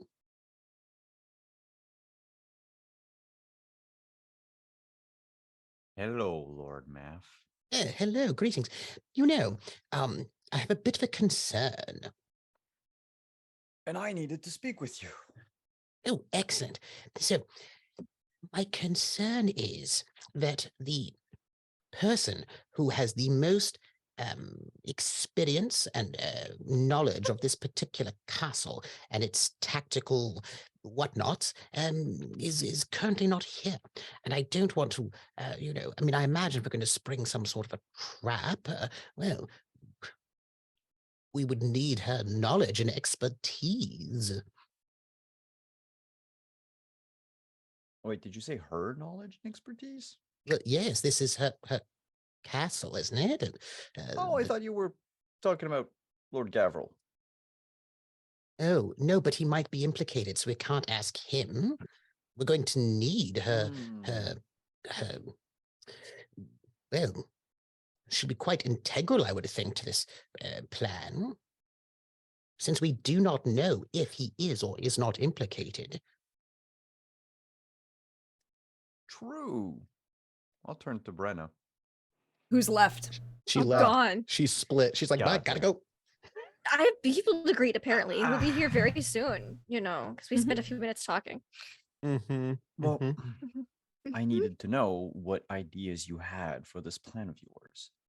Oh, well, this is what I wanted to have the Countess here for, since ambushing people and murdering them is a bit what she does. She hunts monsters and kills them. I figured she'd be excellent at this. And also, I know that you all have much more of a history with this sort of fellow. This, I can tell you what I know, and then you can sort of add to it. So what I know is that there's Alzor the Petty. I'm going to call him that from now on. Alzor the Petty. That Alzor the Petty sort of works through minions and whatnot regularly, and he's doing all sorts of nefarious things. And that his minion, at least one of them, was the former countess of this place, and that he and she or he through she, some sort of combination of some such, made a large order for suspicious sort of objects that might be large enough to kill something magical and whatnot, something terrible. Indeed. So these items were ordered, and then we're going to sort of be shipped back here. And the Lady Witcher continued with this ruse. But presumably, now that his head minion has been dispatched, murdered, killed, destroyed, whatnot, that means the head minion is no longer here to receive these goods. So either you know who, the husband, is actually in on it and will be continuing on with this situation, or is not in on it, in which case a new minion will have to be sent out to pick up these goods, or if the time is too quick and he does not have a minion at hand, he might have to, he's a mage, teleport in and get these things himself, or some sort of thing. So nonetheless, if these things are important to him, he's going to have to get them either through a minion or himself personally, which means we know where he will, or one of his minions will be. And whoever that is, we can either capture that minion if it's not him, and then question that minion for knowledge so we can find out where to find this malefactor, or it'll be him himself and we can then capture him. So the thought being that now we're going to lay this trap, but I thought that the lady would know guard situations and all that. She would be so much more, she has a bunch of physical knowledge of this place. It would be helpful. So those are the things that I know. Third three-time orgy champion Caderna, your thoughts? Well, you pretty much read my mind, Lord Math. Yeah. This I- is just going to be a thing of Kadarn and Brenna bouncing math back and forth, so neither one has to deal with it. I have a concern, however, Yes, please. which is something I normally rarely concern myself with, but past events have made it so that it needs to stay on my mind quite a bit. The romantic triangle? No. If we meet, or at least prepare the meeting area within the castle walls, we are putting at risk everyone here in this castle. If it's just a minion, as you say, we'll probably capture them rather easily. If it is the petty, that might be a little more dangerous. Well, you see, as it seems, is that whether or not that's dangerous or not is not really in our control, as this, I mean, I don't know if you noticed, but he set up a trap for everyone just a few moments ago and has a Bruxa minion or a hag minion running about. The thing is, he's been quite proactive. Where? I told you that, that there was a Bruxa or a hag in Mahockham just like earlier this morning. Oh, no, I thought you meant here. No, in Mahockham. Oh, yes, but we're you can hundreds of teleport, miles away. presumably so can he. Yes. Yes. So it seems as if that this malefactor is quite proactive in hounding you and doing evil things and offending nature and doing necrotic things.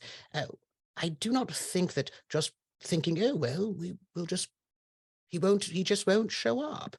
Does not seem like it is a wise way to deal with someone this terrible. Also, if you moved all of the what's the word? The goods out of the castle, that will just look suspicious, like, you know, that we're on to him and whatnot.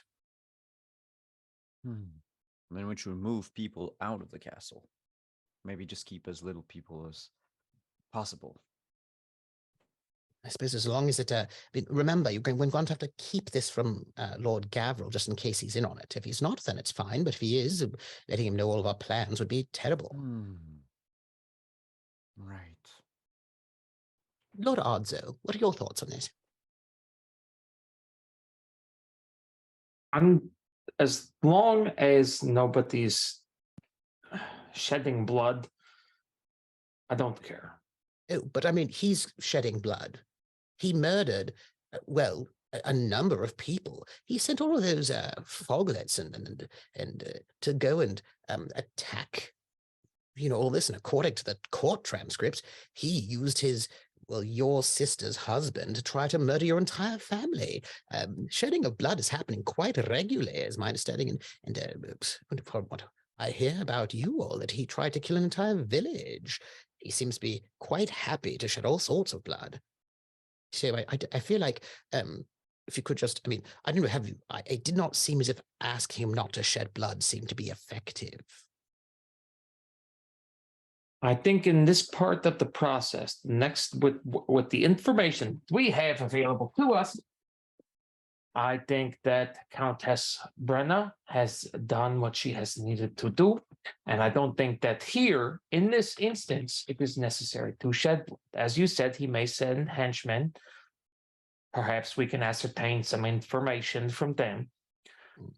If it is him who shows up, I don't think that we can get very far with him. But here's the thing. He's in a an evildoer, some sort of villain, desecrating the good name of Baldwin. I do want to stop you there, because now, not in his favor, but I do feel like we are reducing him to this word villain, and I feel like we would have more tools to use if we made an effort to understand the complexity. Uh-huh. So what are the complexities, pray tell? I don't know. I have not worked with him before, not to my knowledge, at least.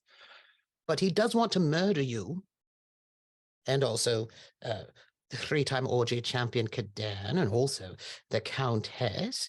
And also he was quite happy with the people of Mahakam dying.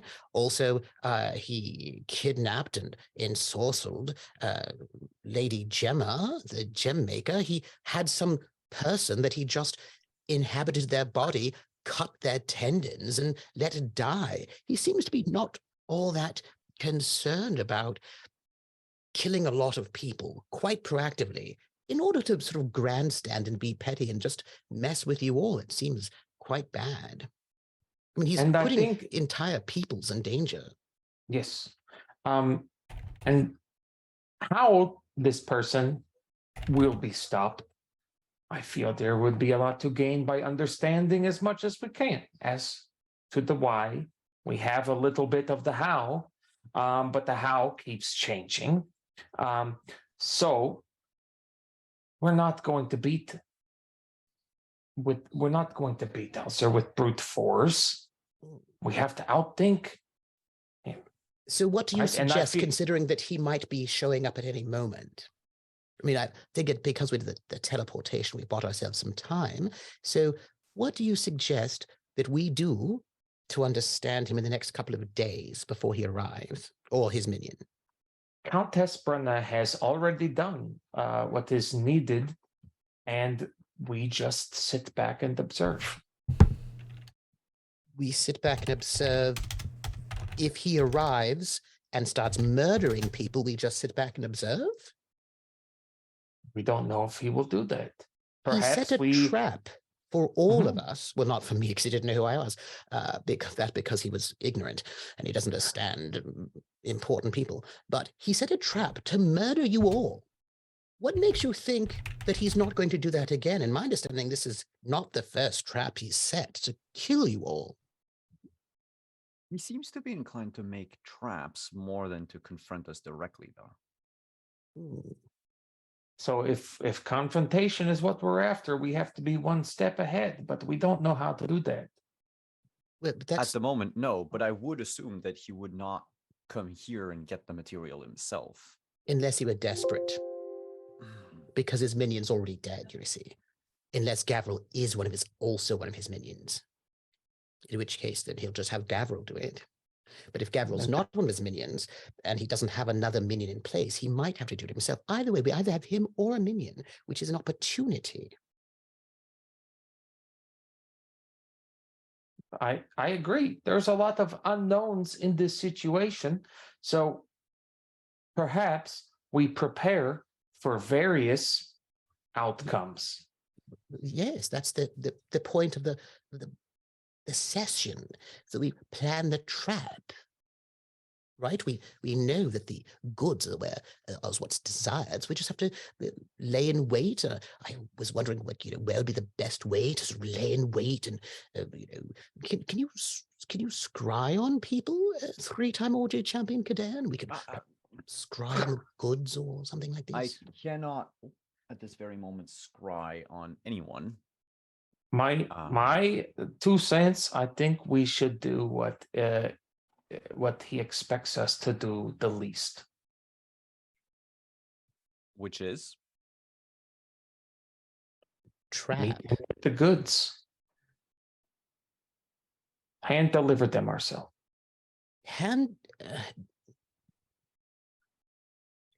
All right. Well, I mean, we do not know who's coming to pick them up. That is correct. So let's just wait and see who's coming to pick them up. especially now well, that his minion is murdered.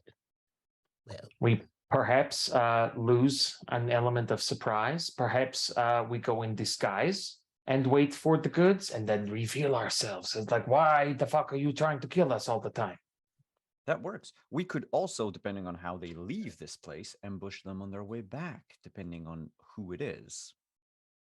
wouldn't they just teleport like we You did? cannot teleport an entire load like this. That would require a portal.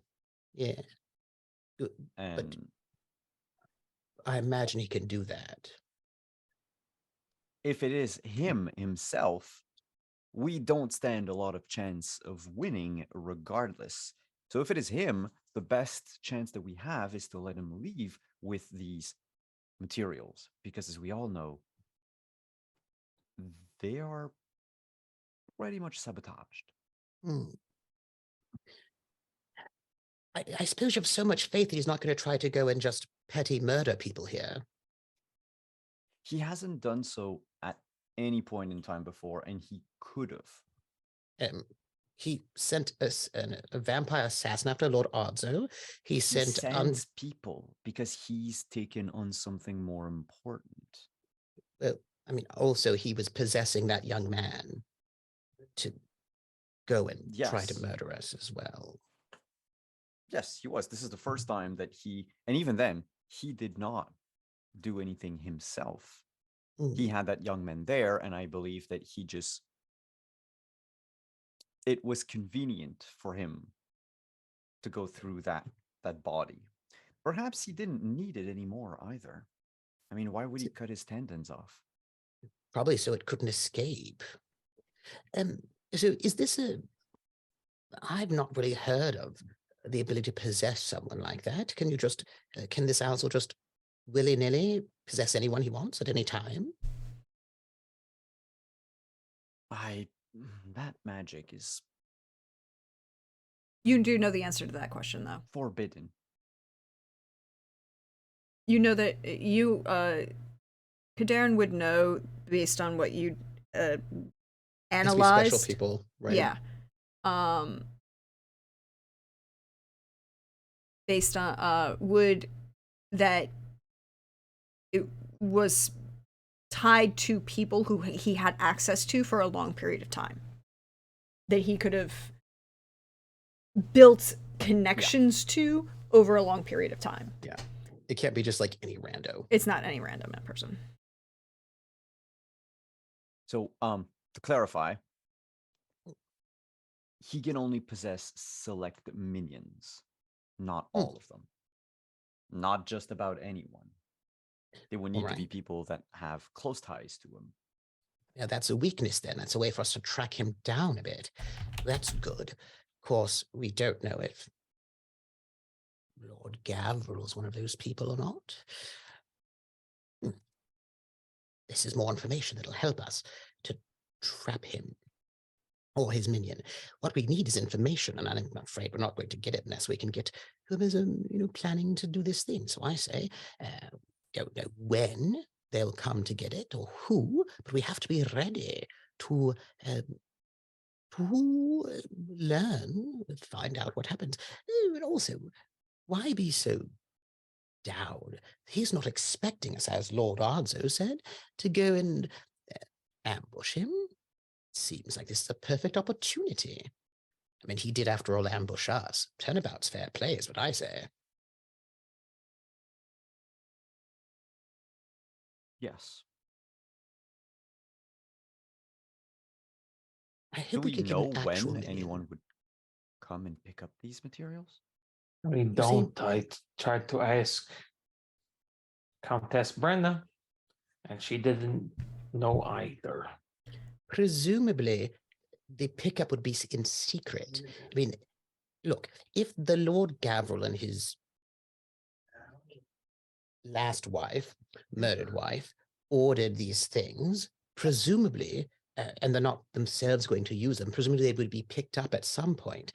So either it would be officially with some sort of transfer order, or it'll be secretly, someone will sneak in and pick them up. So I would say We're looking for either someone who's going to sneak in or some sort of official transfer. But if the minion has been murdered and Lord Gavril's not involved, then they're going to have to sneak in, won't they? Because they won't be able to have the minion go and make some sort of fake transfer.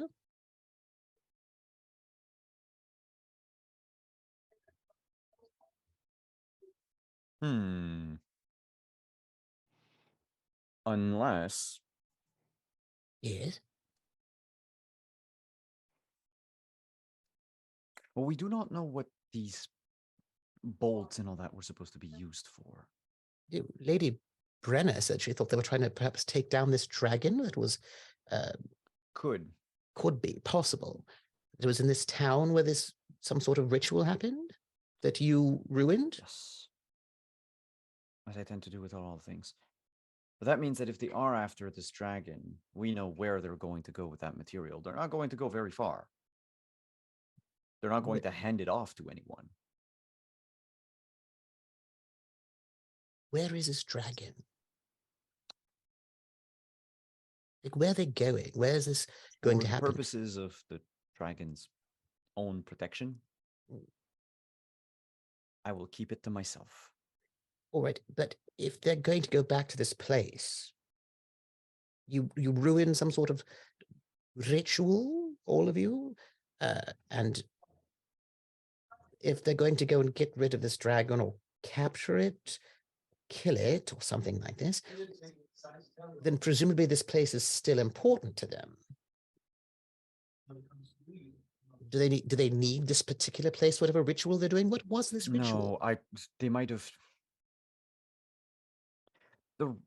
Deirdre, correct me if I'm wrong, but the ritual was to put people to sleep and slowly leech their energy as they were sleeping, correct?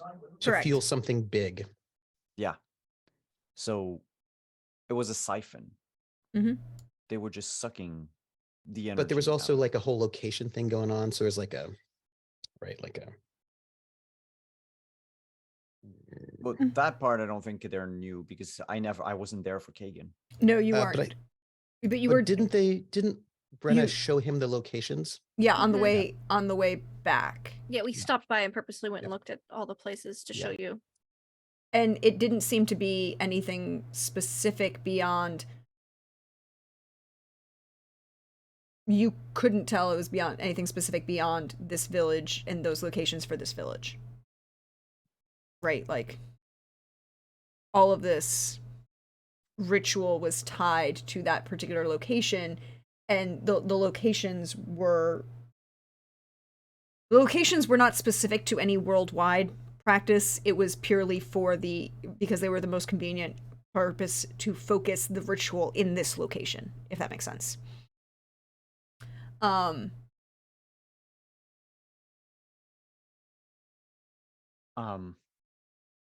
Does anyone have any dimeridium?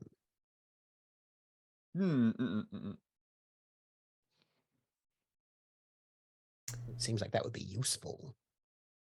Anyone who wants could roll a deduction. Sure thing. Oh, 19. I'll use 2 luck. 18. 19, 18. Ardzo, are you going to roll a deduction? I am. My page reset. Of course it did. I understand. Okay. 16. So we'll start with the 16 and then work our way up. Ardzo, when Math asks about the Demeridium, you recall that one of the things that was specifically asked for in this order were Demeridium core binders. Mm-hmm. And you know that Demeridium does bad things with magic. It don't work. Mm-hmm. So you're pretty sure if anyone is actively intending to transport this amount of material, they're probably not intending to do so magically. Okay. Mm-hmm. Because That's true. They wouldn't be able to Mhm. bring Well, that much I mean, Demeridium with them. a high level mage might be able to cast through it, but it would have very negative effects, like on something like a standing portal, right? Mm-hmm. So, that would be a thing that might be considered. You also, Math, would recall that your wife has mentioned that the person who ordered this was Gavril. Yes. And the order was specified for defense of the castle. Mm-hmm. So you're not sure that anyone is intending to leave with this at all. Well, except there's the whole problem of the evil minion, the wife, that because Lady Brenna said that she actually made the order. Yeah, but she wasn't intending to. But there's nothing to say that when she made the order, she was intending to leave. Because she, at the time, was the countess of this castle. We could ask Lord Gavril, actually, about that. Yes. I will just note that Lady Brenna is certain that her husband knows nothing about the order for real, has no idea what the contents of the order is because he couldn't know anything. As far as he's concerned, we got exactly what he wanted.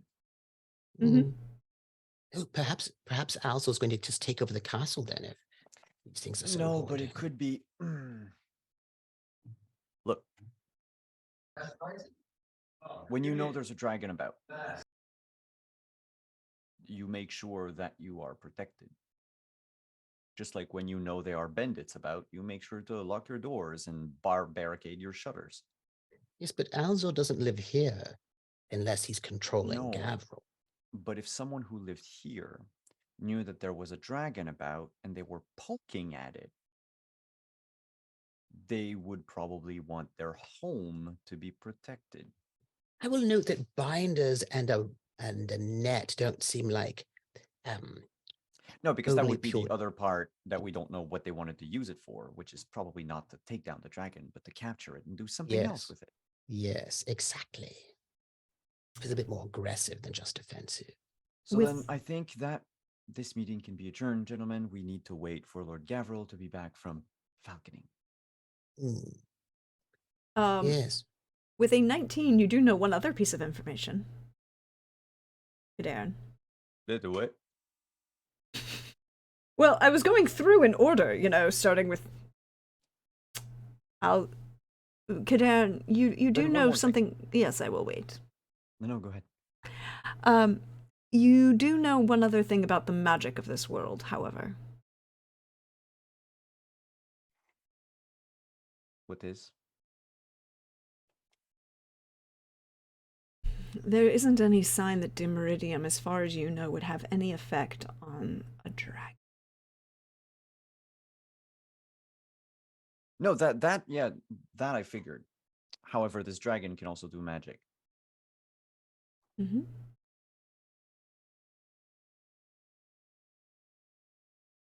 That's why I keep assuming that it is. Oh shit! What's his name again? Iskander. That it is specifically Iskander they're going after, and not just any type of dragon. Possibility.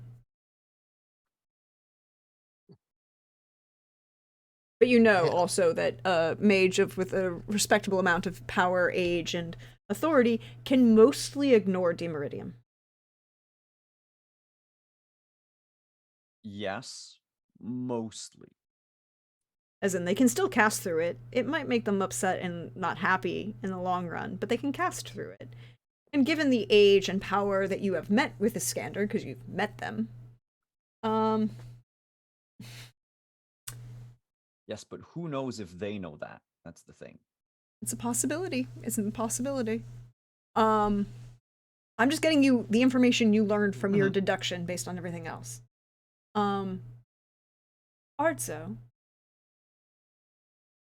as Kadarn calls an adjournment to this meeting, there's this very nicely neat little wrapped package sitting on the snack tray for you. I was waiting for this moment. after the meeting's adjourned and like maybe people wander out of his room, maybe they meander, but he's going to take some time to himself and open up that package. As you pick it up, you in particular, with your slightly heightened senses, because, you know, special abilities and things, it smells just a little sweet, little citrusy. You open it up, it is a perfect individual sized, 6-inch diameter pie. A big smell, and you smell peaches, brandy, a little bit of ginger. Artfully decorated on top.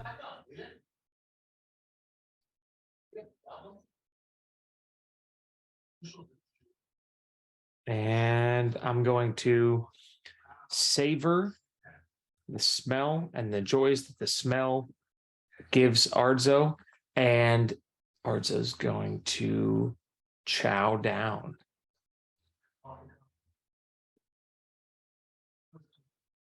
It is Without questioning. Yeah. Without questioning? It Without is questioning. almost better than the pie. The first pie that she made. So he's going to finish eating that pie. He's going like not speed eat, but like I'm going to eat this pie and then I'm going to go do something else. Asterisk someone. And he's going to finish the pie, and then he's going to go downstairs, and right before he enters like the kitchen quarters, he's going to preemptively take his shirt off, and he's going to like rap on the kitchen quarters and wait for somebody to answer. The door, as you like rap on it, the door kind of swings open. Why don't you come in? Come in? You hear a voice from inside. You hear Elsa from inside. And he'll like take his hand and like slam the door open like dramatically, so like up against the wall, so she has to like be surprised and look. And she looks over and just smiles at you. Get me my apron. We're going to cook. Right there. And she points to the like hanger right next to the door. And he's going to be shirtless he's going to put the apron on. He's going to clap some flour in his hands and rub them together and like, let's get dirty. The best way. And I think we're going to close the door on what happens between Elsa and Arzo and leave it to your imagination. How much Pastries. They're cooking, right? They're cooking. There will be cooking happening at some point. How much cooking that is happening. Okay. And for those wanting to know, you should check out season 2 to find out exactly how good that pie is. I was so good. Yep, pie. Broke a curse. I did break a curse. For those of you who don't know, it did break a curse. Brenna. Hi. Hi. As you come downstairs, Constantine is there, and he gestures towards you. He says, Madam, the Lord Gavril is on his way back. Oh, good. Yes. They seem to have had some success. He will be back within a couple hours. I mean, that's not surprising to you, right? He went falconing, No. so... Falconing. We got some good burbs. They falcon good.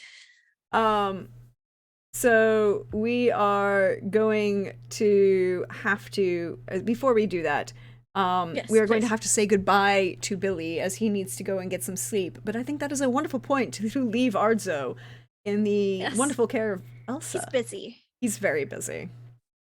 So many pies. Cooking. Yeah, cooking. What he's making... Making biscuits. And as they say, you gotta risk it for the biscuit. Mm, It's a fair point. fair point. But we'll let Billy say goodbye, and then we'll. We love you, Billy.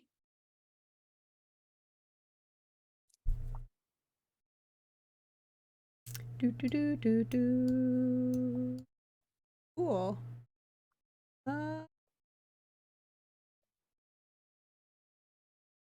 No, why did that not work? Okay, there we go.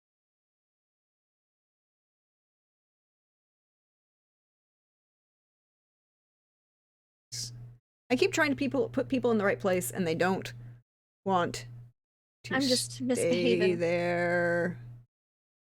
I was Lord Math. I was going to give you the Lord Math experience. You were, but it's going to be fixed now. There we go. I would be very excited to see that. Would be exciting indeed. There we go. Now everything is fixed, however.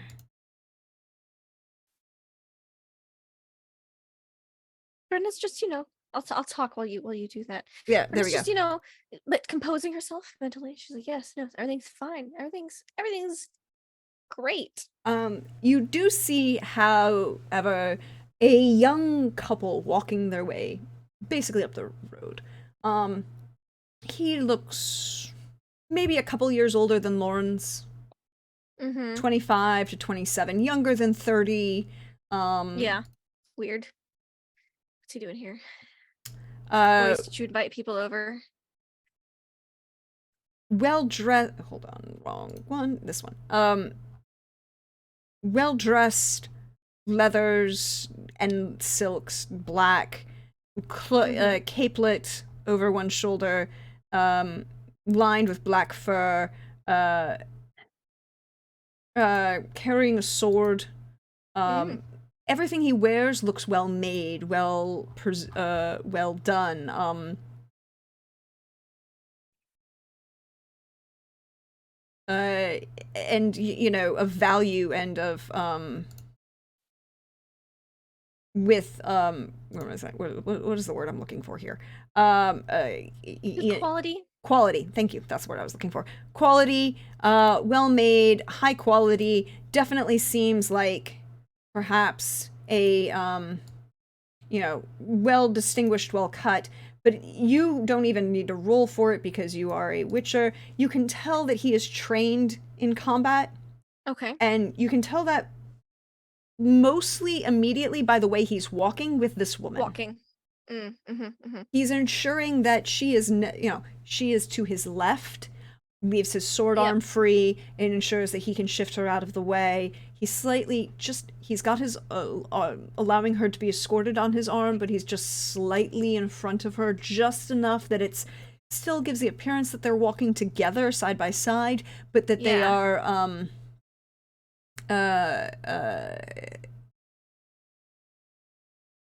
that he is protecting her. She doesn't have like a magey walk, does she?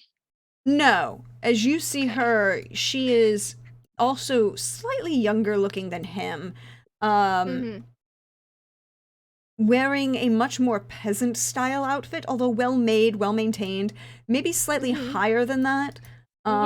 She has long dark hair, dark eyes. She wearing a couple chains that kind of go across from a brooch that she's wearing, that from this shift, an overshift that she's wearing. Definitely not the same kind of cut or styling that he has. She looks young, maybe 20, and she is wearing a little bit of jewelry, but not nothing she's wearing screams nobility. If it's a level of styling that kind of gives the impression of like maybe slightly higher than peasant, but not even really merchant class. There's nothing. That's fine. Okay. All right. Brenna is super tempted to just be like, "What are you here for? The cat? Oh, he's out. Come back later. Bye." But she knows that's probably not the thing to do. So she will just nudge like Constantine, like, any idea who those people are? See if he recognizes them, maybe, because And there he was a kind of- couple years where she wasn't at the castle. Yeah, there were a couple of years where you weren't at the castle. And, Mhm. Even when you, in the last 10, 15 years, when you were at the castle, there were seasons when you would Mhm. leave and go out and do Yeah. witchering stuff. Witchery stuff. Yeah. So, he kind of leans forward and, like, his eyeyesight is not as good as yours. No, I'll help describe them a little bit. Just help them out. I think I do not. Is that Lord Alphonse? Lord who? Alphonse, one of Lord Gavrol's associates from Toussaint. I believe it is him. I don't believe we've met. Yes, he is one of the trade partners, I believe. Simon might know better. All right, that maybe sounds perhaps wrong. we should get him then. Well, Seem to be Simon's not here. approaching.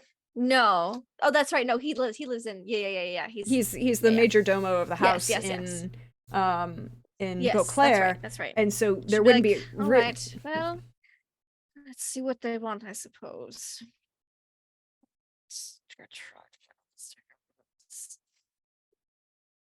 In a very Witcher-like manner, not a ladylike manner. They can't see her walk down the stairs. Constantine can see her trudge down the stairs.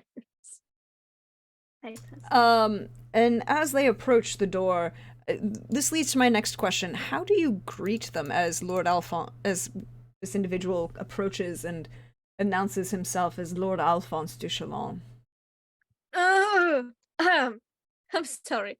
De Chalon. Wait, we've heard that name. He's the son that's been missing for 5 hours, right? Mm-hmm. Okay. I think her eyebrows raise ever so slightly, and she'll say, I don't believe we've met. I am Countess Spenna von Vedler. My husband is currently out. But please come in. And he bows very politely over your hand. Then he turns and he goes, and this is my fiance. Sorry, wrong accent. This is my fiance, Rosaline. Lady Rosaline. Nice to meet you. And she just kind of she tries to do a very passable curtsy. Yeah. But even you don't need to roll for that. Oh my god. It's not passable. What's this guy doing there engaged to? Granted, he's been missing. What the fuck has he been? For a How has number he of been years. Business partner. Yeah, this is super mega sus. Well, But I'm wearing more witchery garb than noble guard, so I could stab him if I need to. Just finish off the De Chalon line. Oh. Well, no, Seraphine is around. You did rescue her. No, she's with the Void now. No, she got returned. Remember? Mm-mm. No, she got void nabbed. Well, she never got returned. That's right. She didn't get returned. She's been void nabbed. And she's nobody with the void told now. Yanta As that she was Brenna void knows, nabbed. she's dead. She's like, oh, she's dead. She's been void nabbed. Okay, rip. De Chalon line. I tried. That was Brenna's. Well, I fucking tried. Yep, you did. What happens when you try to do nice things? People die anyways. So I'm sorry. It is correct. So yeah, no, I'll welcome the last of the De Chalons as far as Brenna knows. In the house, ready to stab. Just in case. So Seraphine? Seraphine is the sister. Yeah. No. The daughter. The fiance. No, Rosaline is the fiance. Rosaline. That's it. Thank you. Seraphine. I was like, I didn't write this note, but I had a cat. Yes, you have a Tesla. You do have a Tesla.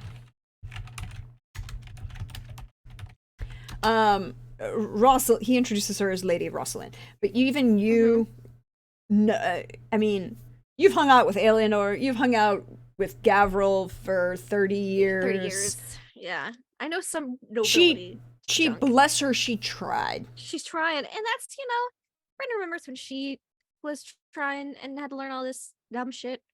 So, she doesn't say anything or to embarrass her or give her any embarrassing looks. She's just yep, all right, let's move on. Just very matter of factly. And I'll bring them into like a sitting area on the first So floor. like the one that's right inside the door where you would normally. Yes. Now this leads to my yes. how do you greet them? Um Do you offer guest rights? that's a great question. Really wish my husband was here for this, but apparently Constantine says this punk's been here before as like a trade partner. I think she's gonna delay a little bit. Well, not offer it like immediately. Like I want to suss him out a little bit first. Want to see if my medallion's reacting any. Your wanna medallion is not see. reacting at all. You don't even need to roll Okay. for that. Yeah, and I just want to like roll some kind of perception check to see if they've been like ensorcelled or brooksed or something, magic. See if there's any magic on them other than, see if they look weird, if they're like kind of out there, So awareness. there's signs. Awareness. Sure. Yeah, I'll roll an awareness. Yeah, Brenna's cautious at this point. Mhm. Oh, 30. Okay, so before I get into that, my next question is, as you lead them into this, there's this sitting area that's right off, away from the main gate, circular tower seating area with, its own brazier, its own comfort. This is usually where people would greet. Yes. Guest rights would be offered and been greeted, and the last time you were here, you were unfortunately left alone and not offered guest rights for a very long period of time. That was very unfortunate, yes. It wasn't interesting. Took one of the boys to find me and be like, hey, not mom, here's some salt and bread on the DL. So I have a question. Are you attempting to hide your suspicion? It's Brenna. She's not very cunning like that. I don't know. She hasn't met these people before.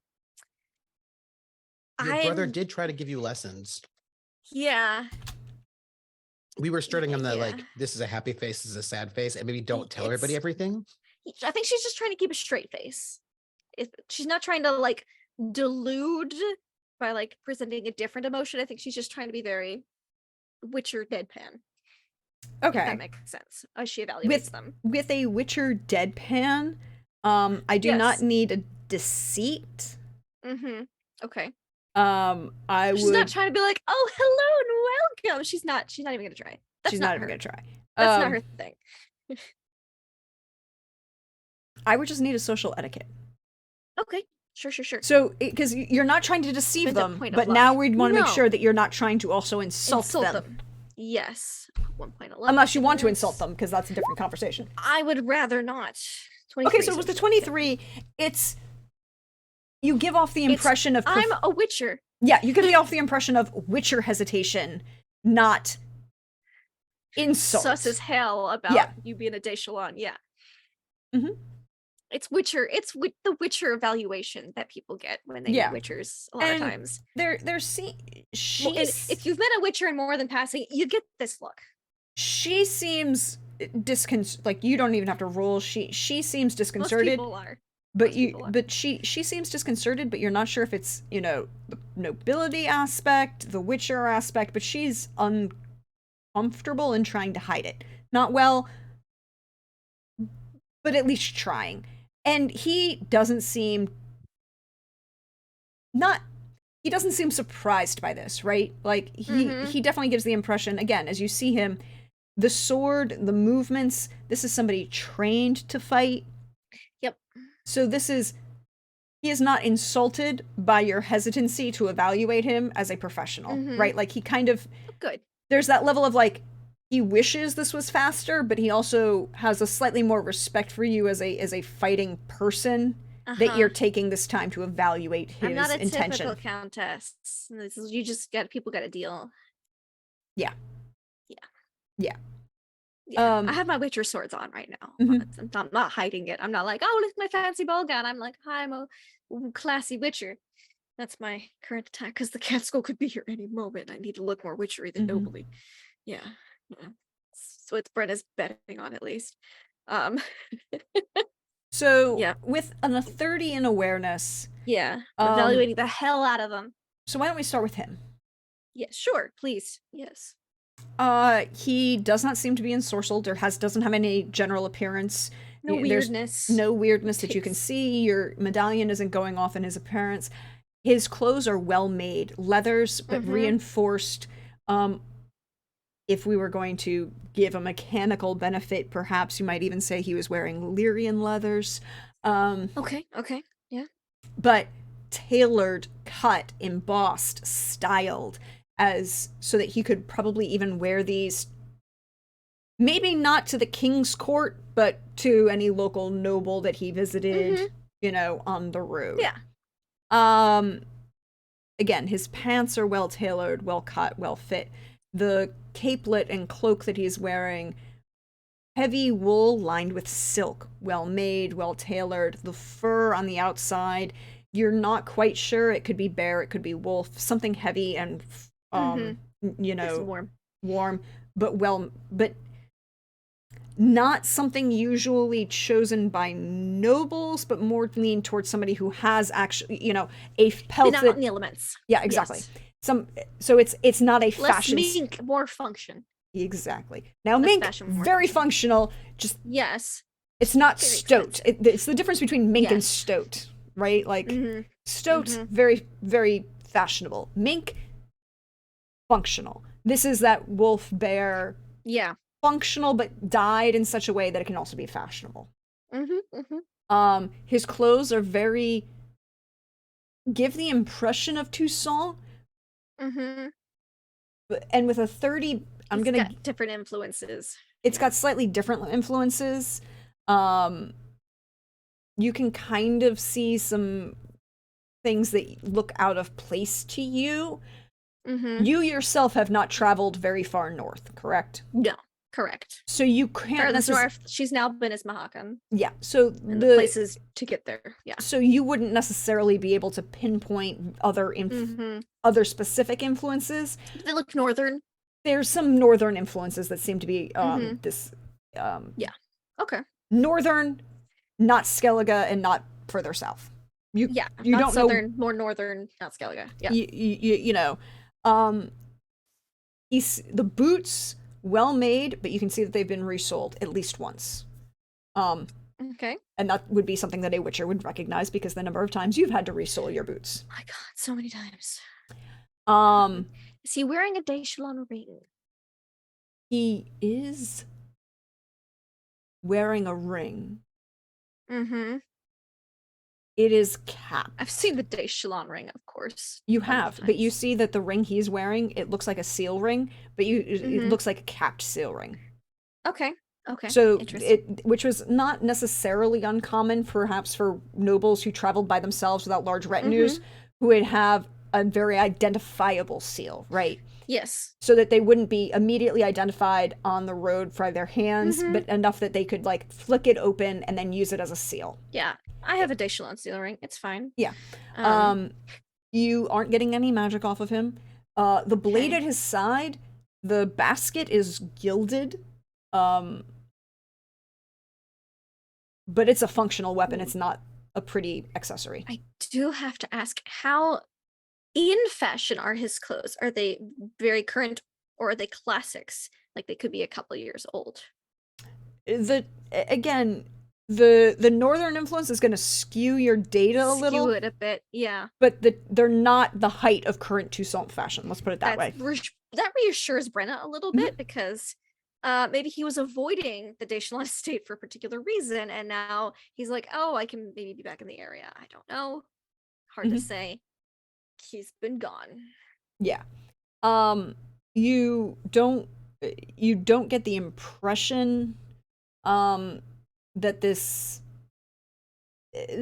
everything about this young man, this man seems to check out with what he's been explained, but by what you've been told, right? Like, okay, sure. Constantine says that this looks like Lord Alphonse. He might be doing trade with Lord Gavril.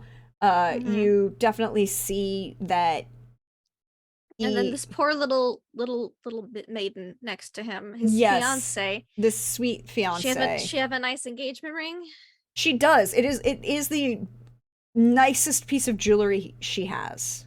But it's not ostentatious, and it definitely gives the impression of Good. like. And how nervous does she look? It kind of extremely. Okay.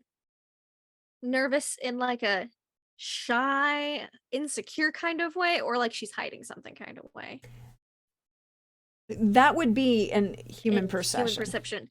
I'll give it a go. I Mhm. kind of have a leg up on her because I will she's say intimidated by with me. that 30 awareness, you can add +2 to this human perception. And I will also remind you that you have 5 points of luck from the kindness that of chat. doesn't. That's not going to help me. It's No. 7. With a 7, it's hard to say. God, I'm scared. No, of humans are so hard to read. she's scared and trying to hide it to be polite. Like the one thing you can get is that she's trying to hide it to be. You've dealt with people who've been scared before. Oh yeah, people are scared of me all the time. It's kind of great. But she's not it's going fine. into the anger, and she's not going into the I'm going to show off how frightened of you I am. She's not looking like shifty. She's just like nervous. She's scared nervous and being like, she don't have the shifty eyes. That's fine. Okay. No, she doesn't have the shifty eyes. Everything they don't notice begrudgingly. Yeah, everything But I'll she's give wearing, everything she's wearing looks more well made, well tailored, but homemade. Wools and linens and cottons, nothing, no satins, no silks, no brocades, nothing heavy. She's carrying in her arms like a light summer cloak. Again, simple shoes. Nothing she seems to be carrying on her person. Okay.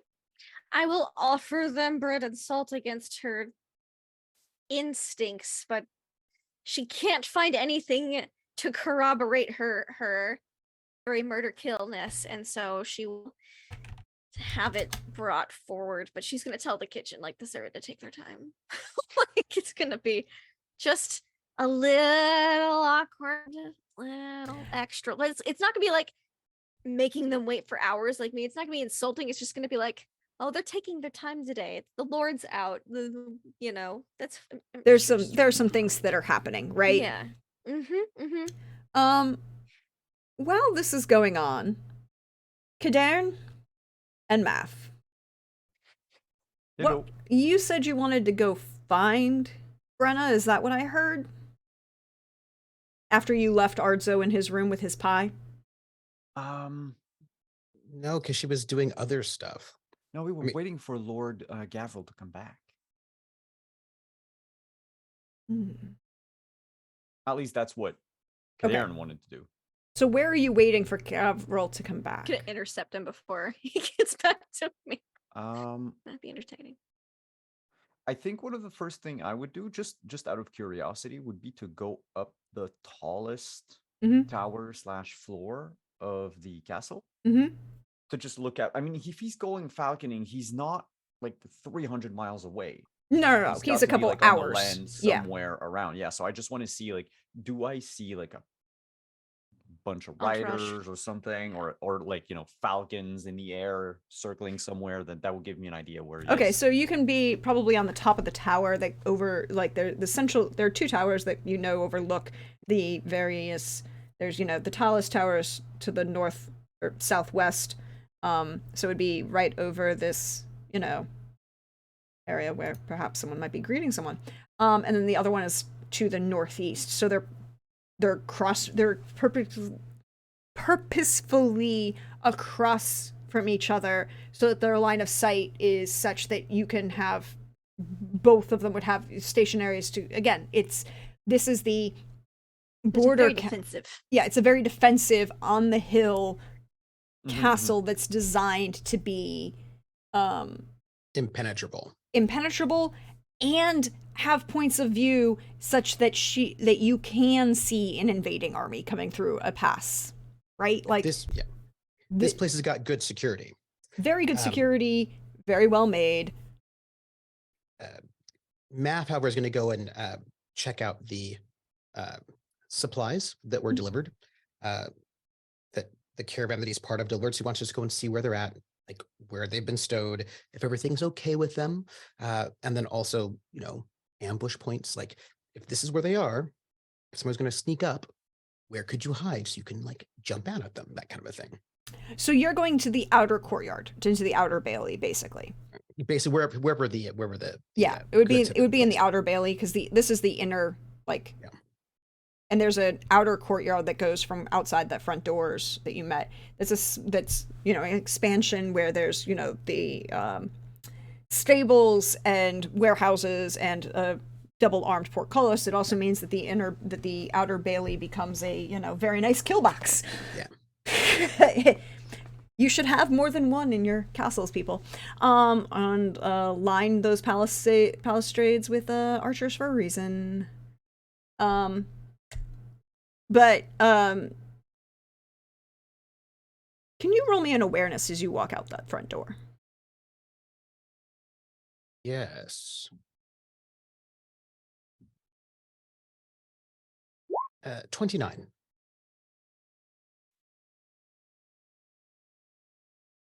Oh, madame, thank you very much for your kind hospitality. I really appreciate it. You hear being said, coming from a room to your right. Math, Mm. you know that voice. Who is it? Voice you've been looking for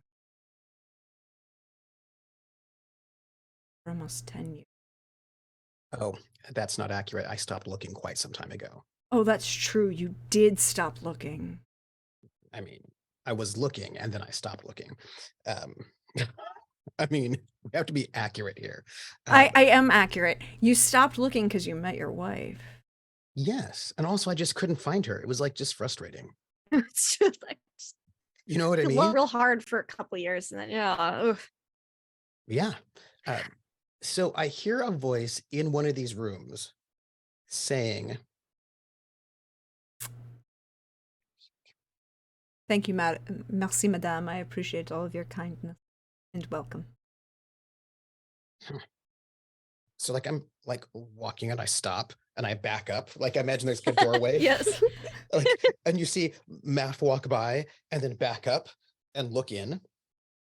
You hear polite chit chat. I'm assuming you're Brenna and her are in this, Yes. No. Speaking, just like, so what brings you to Matina? Just pleasant chit chat, not interrogation. No, but again, a very respectable question that talk. people would Yes. small talk. Small talk. So what brings you to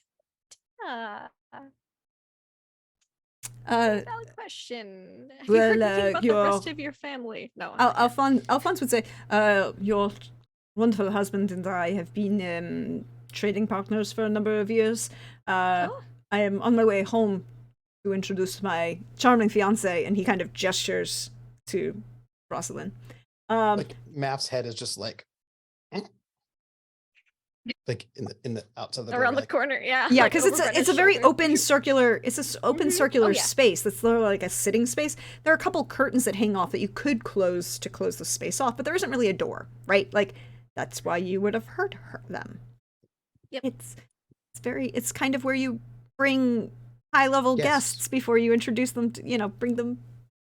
It's the foyer sort of type of thing. It's your Yeah. reading room. Yeah, more like the parlor. Yeah, more like exactly. And you haven't made your way into the throne room yet. Because remember, it's a thing that exists. Mm-hmm. Gavril's not home. And Gavril's not home, of course. You wouldn't do one of those things. It'd be very presumptuous. Yeah. And Alphonse is saying, I'm bringing my charming fiancé home to meet my mother. I've been away for a few years. I heard that you hadn't been seen in quite some time. He looks very quizzical at that. I do not know why. It's been in Bruges and Oxenfurt mostly for the last few years. Oh. I've been sending letters to my mother and my sister. Oh, I see. So you didn't hear about the cancelled wedding? What wedding? Oh, please sit down. He's like, I already am, but now I'm she's just- confused. Yeah, she's just, and she says that she herself will sit down because Brenna hasn't sat down yet. She's again just hostessing and witchering, and she'll say, well, however blank weeks ago, months ago, whatever, she'd know the exact time. About 2 months at this point. Almost That's 3. 2 months ago, almost 3 months ago. There Actually, was I can tell you exactly how long ago. and it was the 69th day because I was like, nice. I just don't know. 155 minus 69 off the top well, of my no, head. the wedding date was day 100. Oh, it is day 100. That's right. And today is day 55, so it's literally 2 months ago. 2 months ago. Let me get the right name. Seraphine, I believe. Mhm. Seraphine was engaged to marry Florian. And he looks very concerned about that. It's like, I did not receive an invitation to this wedding. I didn't either, so don't feel terrible. Like, don't worry, buddy. Neither did I. And I'm the countess now. She'll say, it turns out that there was a mage here at the time, Philiberta. You may have met her. Yes, I didn't want to mention, but congratulations, condolences. He kind of has this like awkward, like, what do I say now to the new countess? She'll just say, like, it turns out she was a mage who was ensorceling certain influential figures in Matina, and has been dealt with accordingly. He doesn't ask any further questions at that, and you can see that he recognizes what that means on his face. And it turns out that after that issue had been dealt with, the wedding was called off. Then the Deschalons left to go back to Tucson. And so it was, and then I got married instead. Everyone else was already here, so we just figured we'd make it a thing. It does not surprise me you did not receive an invitation, but it was really a whole thing, and you really weren't missing out on much. Math. I just sent you a message. Oh, but I sent it to the wrong person. Sorry. You didn't send it to me. No, he notices that the conversation is going on. So then he thinks about it and he goes to hustle off to find Kadarin because he feels like this conversation is going to go on for a bit. So he's going to go and try to find Kadarin while we wait for the bread and salt. in the meantime. Making pleasant conversation as far as Brett's concerned. She's like, look how well I'm socialing. Yes, and with the 23 social etiquette, you're actually doing very well. Dead countesses and like, look, oh, so you didn't hear about because she doesn't want him to hear about that from the wrong people. Yeah. She's like, look, there was an issue. It's been resolved. That your sister didn't actually get married to the younger son. Because like, she's now void napped. Look, I don't have to mention those things that your mom's super drained by a vampire lady, because that would be stuff that Brenna shouldn't maybe know. If depending on things. So yeah, he'll just be in for a big surprise when he gets back to Tucson. Yeah, it's a possibility you don't even know. It's an upgrade. Possibly. Oh no, unless another Brooks is coming like, yes, I'm the new lady Echelon. Don't mind the skeleton that was on the bed and all the dead people. Anyways. Like he waited for a moment, but then he was like, okay, this conversation is going on longer, and I don't think I can interrupt because it seems like it'd be rude because I'm going to quickly get Kadarin. That's what he thinks in his mind. So he like rushes off to find Kadarin because he knows where Kadarin was going. Kadarin, you went up to the top of the tower. Top of the tallest tower.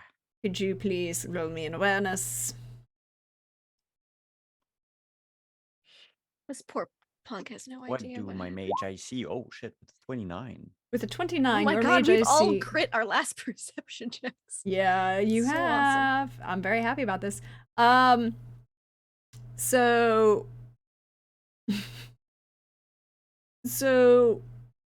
With a 29, you can see just off in the distance coming down the mountain and breaking the tree line at this point. Because again, you are on the side of the mountain. It is very tree, and it's summer, so the trees are full coverage at this point. You can see a small retinue coming on at the ride. It's coming from the northeast, so right along where, just north of where the pass would be. So so they kind of break into, and when they hit the road is when you would see them. And they're flying Gavril's colors, right? And it's a small retinue. 5, maybe 10 at most. Enough to consider Lauren's, Gavril, probably a couple of the guards, because Constantine didn't go. You're not sure which. Maybe, and the falconer, right? You don't see any falcons flying, but that isn't really something that you wouldn't expect to see if they're returning at speed to the castle, right? Because they're probably harnessed and on fist at this point.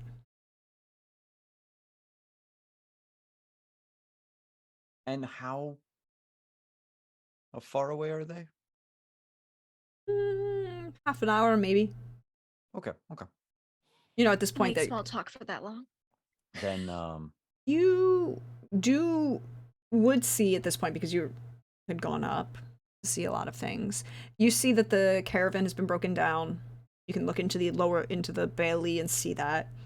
You can see that a number of the people who are part of the caravan are walking their way down the hill towards the village to kind of like buy, because you've set them up at the inn. They've been set up at the inn in the village. You can see, just the way the village is working, a number of things. Clear blue sky, wonderful summer day.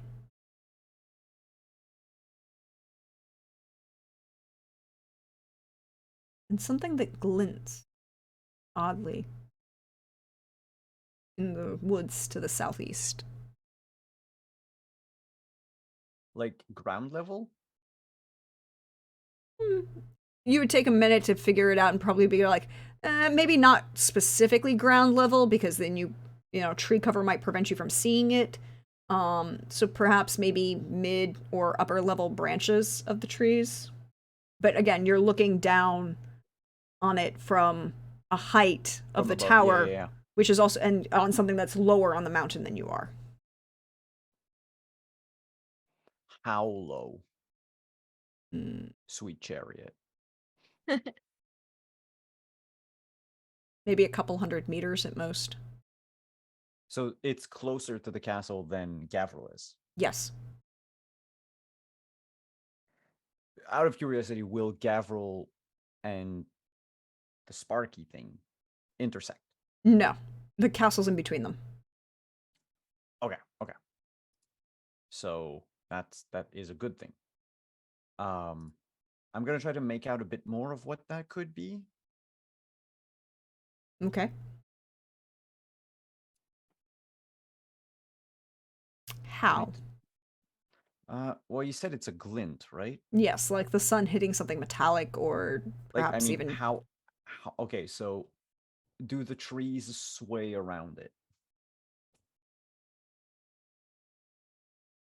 That's a if good they question. do sway, it moves with the trees. Okay, and how fast does it seem to be coming? It doesn't seem to be moving. It seems stationary. Oh, okay. It's not moving towards you or away from you. And Gavril there's a big old castle, and there's something that you see in the trees that just seems to be. Again, there's a glint. It doesn't seem to be. If it moves, swaying, it's swaying with the trees in a way. But the impression doesn't give you the impression that it's, of motion towards or away from you. No, okay. It's because I thought it was moving towards the castle. That's why. No, it's not moving at all. Okay, I'll just take note of where it is, because I'm going to go back down the tower. Okay. Inform Math. My plan was to inform Math and then two of us, because I don't know where Brenna is, but apparently she has other stuff to do, and I have to babysit I have Lord to Math. be a countess. I imagine I meet Kadarn, him. I have responsibilities in Mhm. life. I imagine I meet him as he's on the way, like halfway down Yep. this tower. Mhm. He's coming down the tower, you're coming up. The two of you meet cute in the middle on this spiral Oh. stone staircase in the right probably at one of the archer slits. It, So you can have this like ledge that if you wanted to sit on, the two of you could kind of sit. Math. Three-time orgy champion Kadan, I've got something quite important to tell you. Same. Oh, how go important is first. yours? No, you go. If you want to go, you can go. Lord Gavril is on his way. Oh, He should be here in less than an hour. I did spy something glinting. Like a glint, like a reflection on something metallic on the other side of the castle in the forest. And I intend to go figure out what that is. I wanted to know if you wanted to come with me, since you are connected to nature and such. yes, but there's a bit of a wrinkle that I'd like to bring up with you. Yes, we're going to do this very, very quickly. All right. As you know, I'm at the ripe old age of 27 with many years of experience behind me. But there was once a time when I was not so old as I am right now, and I was much younger. Let's say, 17. All right. Very quickly. When I was 17, I had my very first love. Actually, we met when I was 16. It was, I was 16 going on 17 and blah, blah, blah, blah, blah, blah. Anyway, fell in love. A fellow in the Druid school, was idyllic, all that sort of thing. And then she was kidnapped by bandits, yes? And I, being 17 and brash and overconfident, not wise like I am now and tempered, thought that I would go off and try to rescue her. So I went and I searched for her for 3 years. I traveled about far and wide trying to find my very first love so that I might rescue her. But here's the thing about that. I was 17, 18, 19, and really was not really good at tracking just yet. I was still, I was still quite young. And I never found her. I searched for 3 years, never found her. And one day, sort of in this sort of moment, I met my current wife, although we were not married yet, but we met, we fell in love, it was lovely. And I realized that that sort of youthful passion was puppy love. And I was not in any sort of state at that time to actually rescue her, even if I did find, and I had no leads. So that was 7 years ago. I haven't really thought about it since then. Nonetheless, made a whole new life, did a whole thing, blah, blah, blah, blah, blah. Everything's lovely. The reason why I'm telling you this is because, please.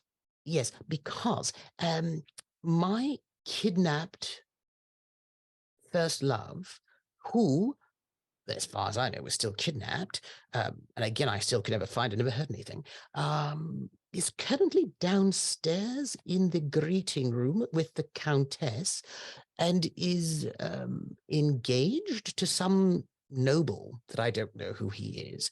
So they're down there in the sitting room just chatting about, and so just going to say a couple of things. One, glad that she's no longer kidnapped and that she's found love and she's doing quite well. That seems good.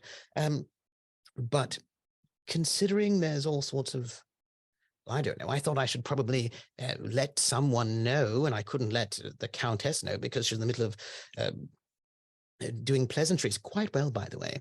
She's quite good with people. She Math, knows how get to to do the point. I just gave the point that somebody that I thought was kidnapped by bandits is currently here. Here, Yes. do you know if this ex-lover of yours is perhaps the person sent to retrieve the equipment? I had no idea. I mean, if Because she then, joined the bandits, then I suppose that could be the case. well, that could be one thing. I don't know. But I didn't want to just go in there and say hello before I actually told someone who's not me about it. And since Why we're a did you- team, Why me? well, because we're a team. I have no idea where Lord Arzo is, and I couldn't very well tell the Countess because she's currently in the room with them, and that leaves you. Okay. And you sought my advice for? No, I'm alerting you to the information. This is what team members do. To say, hey, there's something strange going on. But that was a good thought. What if she had joined the bandits and then she's part of the...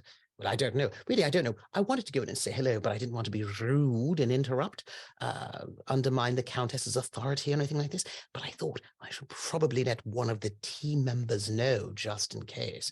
And now I'm letting you know. So I'm letting you know. Then I'm offering you a choice. Come with me to see the glittering thing in the woods, or we go meet that ex-lover of yours. Can we do both? Yes, I suppose. Which one you want to tackle first? Well, how about this? So I was just thinking about this other thing I thought, oh, I'd just go in and say hello. But then I thought, wait, if she's engaged to be married to someone else, it might be a bit awkward if I was like, oh, hello, you know what I mean? Like, oh, Rosalind, it's so good to see you. So long, because she's engaged to be someone. I don't want to be awkward. So what if we came in together and you announced to the Countess that we're going to go and do a bit of an investigation, which would allow she and I to make eye contact and I could suss out, you know. And you think she would not try to get revenge for you abandoning her to bandits all these years ago?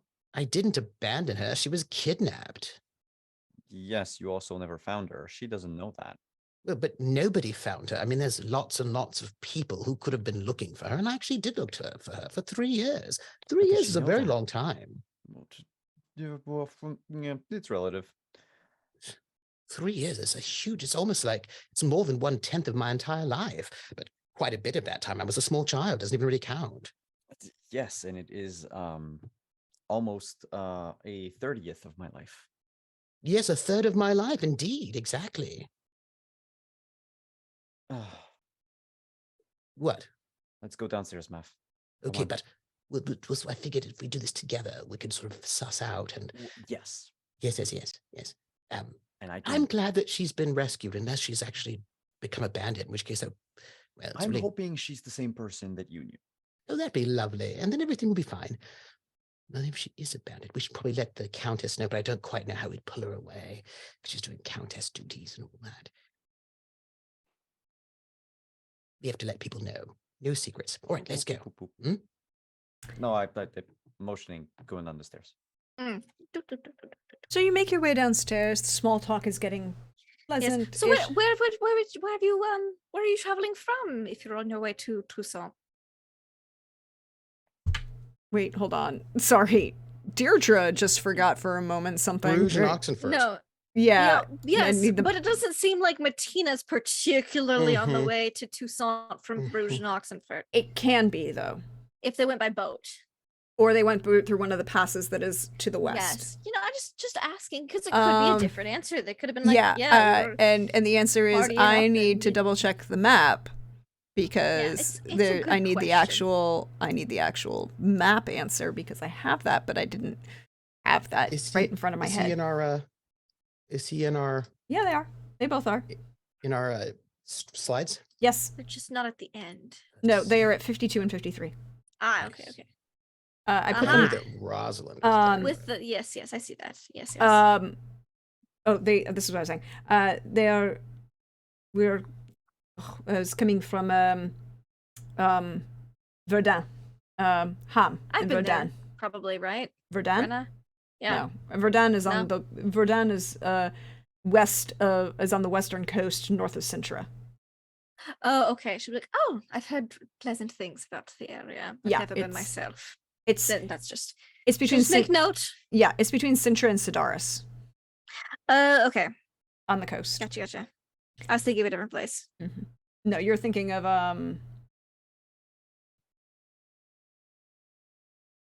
where's Yennefer from? Vengerberg. Yeah. Vengerberg is in Adairn. Adairn, yeah. All right. No, but Verdun is in You mean Vergen? Oh yeah, Vergen, sorry. It's on this map is Verdun. The map that we have. Adarnian border. Yeah, it's north of Sintra. Lovely. It's between Beautiful. It's north of Sintra and, between Sintra and Sedaris. No, Verdun. Sure. I was right. North of Sintra. It's literally the right across the border, right across the river from Sintra. Oh, Verdun. Yeah, Yeah, Verdun. Verdun. Mouth of the Yaruga with Karak and Broccolon, Yeah, northern border, yeah. and Sintra to the So, south. Okay. so Yeah, she'll Ham just make is pleasant conversation about that. Like, oh, I've heard lovely things about the area. I've never been myself. Don't get north very often. Oh, that place. Yes. Just I'm being very socially etiquetable, and you are with the pleasant. 23. You're being very pleasant. Bread and So salt that's has what been they brought. see as they come in. Is me being just very charming. Lord Math believes in you, of course. When Well, two of new course, Math does. when two new people come in, Alphonse immediately stands up in that very obvious good manners. Doesn't necessarily know who's coming through the door, but obviously not servants, right? Like neither the two of Cadern or servanty. Math Yeah. look servanty, so he kind of falls back on default good manners, rise and greet who's ever coming. Rosalind doesn't, but then again, she's not really expected to either. She's a lady. Lady. Yes. She's a lady. She's going to be. Yep. She gets married. And they'll kind of go, Cadern, Lord Math, this is Lord Alphonse de Chalon. Just passing through the area. And you introduced both of us, yeah? Yeah. Yes, I said yes. Cadern and Lord de Math Chalon. Varenne. Bows. And who are you, gorgeous lady? And I approach Math's ex. I have to ask, are you attempting to flirt? Or just be polite? I'm being polite, but in a way that could seem flirty, but like not. Okay, so charisma versus Jokingly flirty. Yeah, charisma. Yeah. I'm not trying to seduce her. You're not trying to seduce her, it's charisma. Oh wait, I do not. Give me 2 seconds because I don't have my glamour up. So for the 20. 20, she kind of smiles and that very. She smiles in that way where she is very appreciative of the compliment. She's not sure if she believes it, but with that 20, it's not based on you, it's just her own insecurities. Right? Like. Oh, I'm just trying to poke fun at Lord Math. No, you are, but I'm saying it's like, how sometimes when you compliment someone and even if you're joking about the flirtation, they appreciate the compliment, but they don't necessarily believe it because it's about their own self-worth. Yeah. Yeah. And so she is very kind, and Alphonse can read this, right? Alphonse can read that this is the joking, this is an intention. This is my charming fiancée, Lady Rosaline. We are on our way back to Toussaint, Beauclair. I'm going to introduce my lovely fiancée to my mother, the wonderful Marguerite de Chalon, lady of the house. Oh, wasn't she murdered? What? I mean, that's the news. I was on the road. And he is shocked, like honestly concerned. It's like, this is not how I wanted to. He travels, he hears news. I know, but I am glad it's Lord Math who brings it up, because it's like, I heard there was some sort of massacre, some sort of drowner attack or some such thing. And my sister? What happened? Well, I have no idea. All I know is there was some sort of, I think it was some sort of vampire attack or something, is what I heard. I do not. Madame, I must. He is flustered in that sense of like, he knows he's supposed to do something, but what is he going to be able to do from here? Like yes. Brenna will try to be socially polite and take the hint and go, seems that you've received some unfortunate insider news. Why don't you and I'll grab a servant, why don't you show them to like a more private parlor so that they can process some things and bring in some like refreshments for them, and I'll let you know once Gavril gets here, but it seems should rest and take some time to process. Yeah, the minute Alphonse starts to panic, Rosalind is standing up next to him and has kind of got her hand on his shoulder and lightly rubbing his back and, gripping, using her other hand to like grip underneath his left hand, and specifically his left hand. She doesn't get in the way of his right side at all. She is like, and whispering very quietly to him. Brenna, if you wanted, you could try to overhear him. Yes. Okay. She might be like, don't worry, it's all for the better, blah, blah, blah, blah, sneaky, sneaky, I don't know. Oh my god, I hear the mice in the walls. You do. With 39, you hear pretty much everything. Everything. No, she is calming him. It's like, no, breathe, and it'll be fine. We'll find out what happens. Perhaps it is wrong. But we don't not know. We will be fine. Everything will be, and as she does so, her voice takes on a very lilting quality. Okay. In a very soothing manner. Well, I feel magic in the air. You can roll me a magical training. Matt is paying attention to Rosalind because, obviously. Just going to put 2 luck in that. 26. And Brenna, your medallion just barely vibrates. I want to stab. I want to stab. I have a question. Is it because when you're stressed out, you want to stab things? Is that how that? This little column A, little column B. Kadarin, what you feel is you can immediately identify the spell Calm Emotions. But it's also undirected. What do you mean?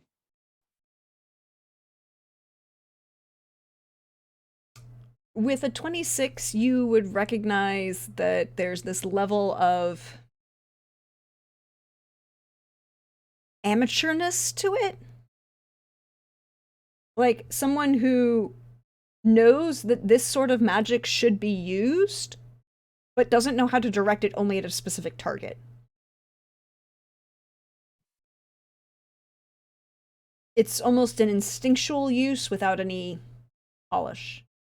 Or it's very, very rough. So are you stabbing Brenna? My hand is where my I'm just stabby gonna, implements are, but I don't stab yet. I look at Kadarin to see if he picked up on this vibes. And she'll put her hand to her pendant, like, should I stab her? Although not said out loud, I assume. No, that's what he gets telepathically. Looking for a nod or a yes or no. Yeah, Kadarin will just out loud answer, good form, bad execution. I think you need a bit more refining with that, my lady. She will look at you extremely quizzically like, I not understand. I'm... Soothing words, perhaps. Yes. Isn't that what we're supposed to do? She looks extremely confused. He is very upset. I don't... Yes, you should let him be upset. I'll again telepathically to Kadarin, is she stupid or playing stupid? You would have to roll human perception to find out. Yeah, that's why I'm asking Kadarin. I don't think she's human anyway. But I will roll human perception because that's the thing. Kadarin doesn't think she's human. Math is going to even perception her because he knows her, but please note, he does, I'll try. But I'm just kind of in stab. Oh. My god! Okay, so this darn. with a -2 that doesn't exist, you can't roll below a 0 in this game. Nope. No matter what roll 20 might tell you, you can't roll below a 0. You with a 30. Okay, we'll come back to that in a second. We'll come back to it. He does not know about the magic, all that stuff. He just is like, this is like my 17-year-old first crush, first love, first true love. So like, and what's with up? a 12, and going back to your earlier roll, Brenna, and your knowledge of her fear, she was she had shifted to like a more supportive role with Alphonse, but the minute Kadarin started talking to her, she was very confused and slightly concerned. Like, she has no idea what is going on, what is being said. Kadarin? I'll keep it as an emergency stab then and not a preventative stab. Emergency stab versus preventative stab, I do appreciate. Yes. Kadarin, sometimes have different stabs. Her shift in mood when she looks at you seems panicked. And have you ever had a woman truly fear you, Kadarin? Like, actually be afraid of you? And not just in a, when you were presenting a magical abilities, but when you just walked into a room. I don't think so, right? No, the best case I could think of was Lady de Chalon right before she died. No, and that's not the same thing. Oh, you mean Seraphine, or who was kidnapped by the Void, or Madame de Chalon, who, you know, you beheaded when she was not really afraid of you at all? Lady de Chalon. Yeah, no. This woman looks afraid of you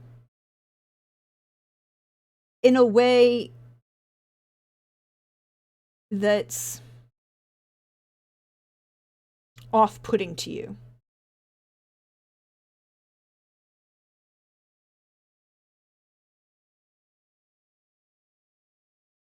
It doesn't look faked, but it's a very targeted fear. Math, you're kind of behind everyone else at this point. So you'll get 3 things right off the bat. Number 1, Rosalind is terrified of Kadarin. Rosalind is shifting to being terrified of most everybody in this room. She really doesn't know what Kadarin is talking about. She is honestly confused. Did she recognize me was the question. I know that sounds like I only care about myself, but that was one of the things I was, did she, when I was She doesn't seem to be able to focus on you. So when we were introduced, it was interesting. All right. No. She can't see you.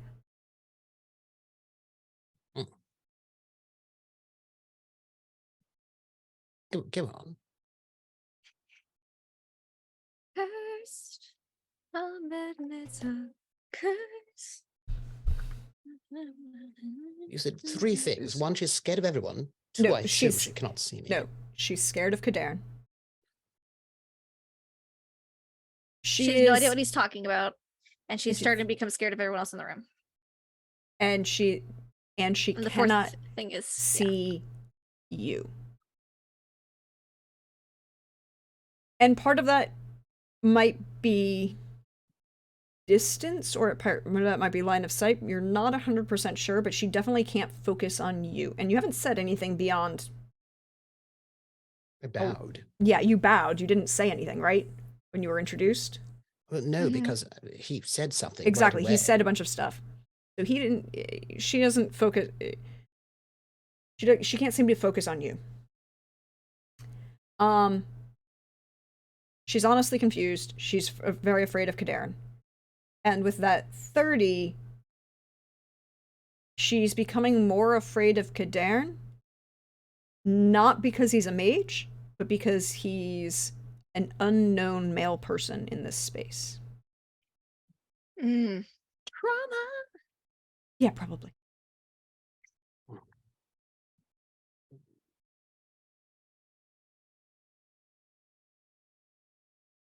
Do I sense from her that she is like an untrained mage? Does she exhibit the same thing that like a lot of the future students? With a 26, if you stop and you take that second, yeah, there's a level of perhaps instinctive use of magic in a way that someone who hasn't been trained in it just does, perhaps for their own benefit at a high emotional moment, right?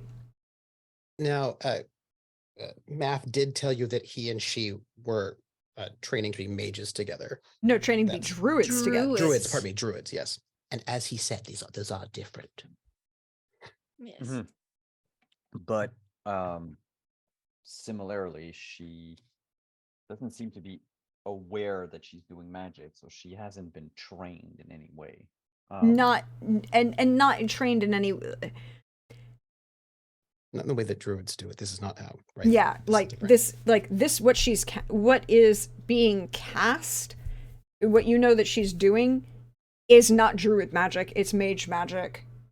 And Yeah, but she's also not, like, unless her spell casting is super fucking high, she's not casting a spell. no, she's not intentionally casting a spell, right? Let's put it for to break it down, what she's doing is the magic is responding to her desires. Right? She wants to calm Alphonse down. Oh, this repeated action of rubbing his shoulder and rubbing his hand and talking slowly and softly in this calming voice to him will calm his emotions. It just so happens that the magic is also responding to those repeated actions in responding to her wants and desires, almost like a child's level of magical want and desire. And is there any, and like, is Lord Alphonse under any types of spells right now? Roll me another magical training, because you're targeting two different things at this moment, right? Yep, 25. Okay. No. If there was a reaction that he was starting to have to this, for lack of a better word, calm emotion spell that she was casting unintentionally, whatever it is broken, because she's not continuing the magic. And he's shifting in such a way, like, he's responding to her panic in such a way of, like, shifting his body weight so that he's partially in front of her. He's not drawing his sword, but he's also seeing that Brenna's got her hand on her weapon, and so he's shifting his hand to his weapon. Nonchalantly. Yeah, I mean, nice. very much in a shifting her into a way of protection. Like he could stop me. I mean, that's what Brenna thinks. I mean, he might stab me back, but I'd stab her first.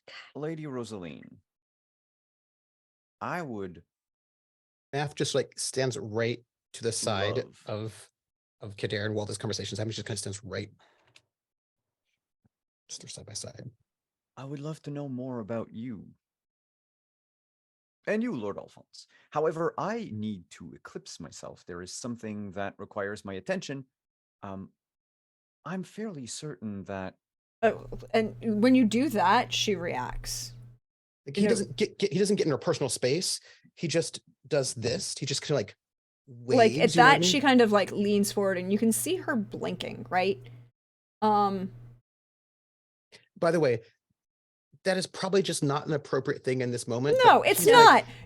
By the way, you're about to get hit because Alphonse is going to react to that. I'm sorry. Yeah. He didn't get up he didn't step towards her. He just like did this, like observing her. Okay, so you're still far. Like hey, yeah, he's with Kadarn. He's with Kadarn. Okay, so Alphonse is not going to hit you, but he's going to shift further in front of her, as like, you're being weird and creepy, and I'm going to protect her from the weird and creepy. He's not paying attention to this guy. He doesn't get it. Not important to him. This man is not important. And she, like, as you do this, she kind of blinks at it, but doesn't really register it, and kind of shifts further behind Alphonse.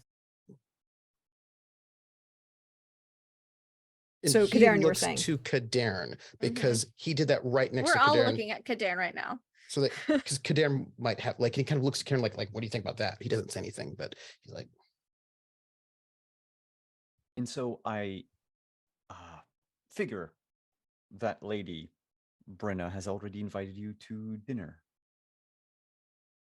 If not, I extend my invitation as gives you a guest look. of honor in this castle. Oh. Well, guest of honor, Kadarn, it sounds delightful. I think these people need a moment to rest a bit after their travels, perhaps. Listen, I need to tend to some matters that yes, I'd love for you to tell me about these matters. Math did say something out loud. He talked about the murder of the family. So I just want. Oh, yeah, that's right. Yeah. That's right. He did. Yeah. Nothing to concern yourself with, Your Oh. Majesty. You can keep your attention focused on your other responsibilities. Oh, how considerate of you. Man, if you look like you're about to die, just teleport back. You've got a room. Yes. Math? And then I telepathically lied, you don't have to worry about teleporting Lord Math back. Let's just say it was an accident.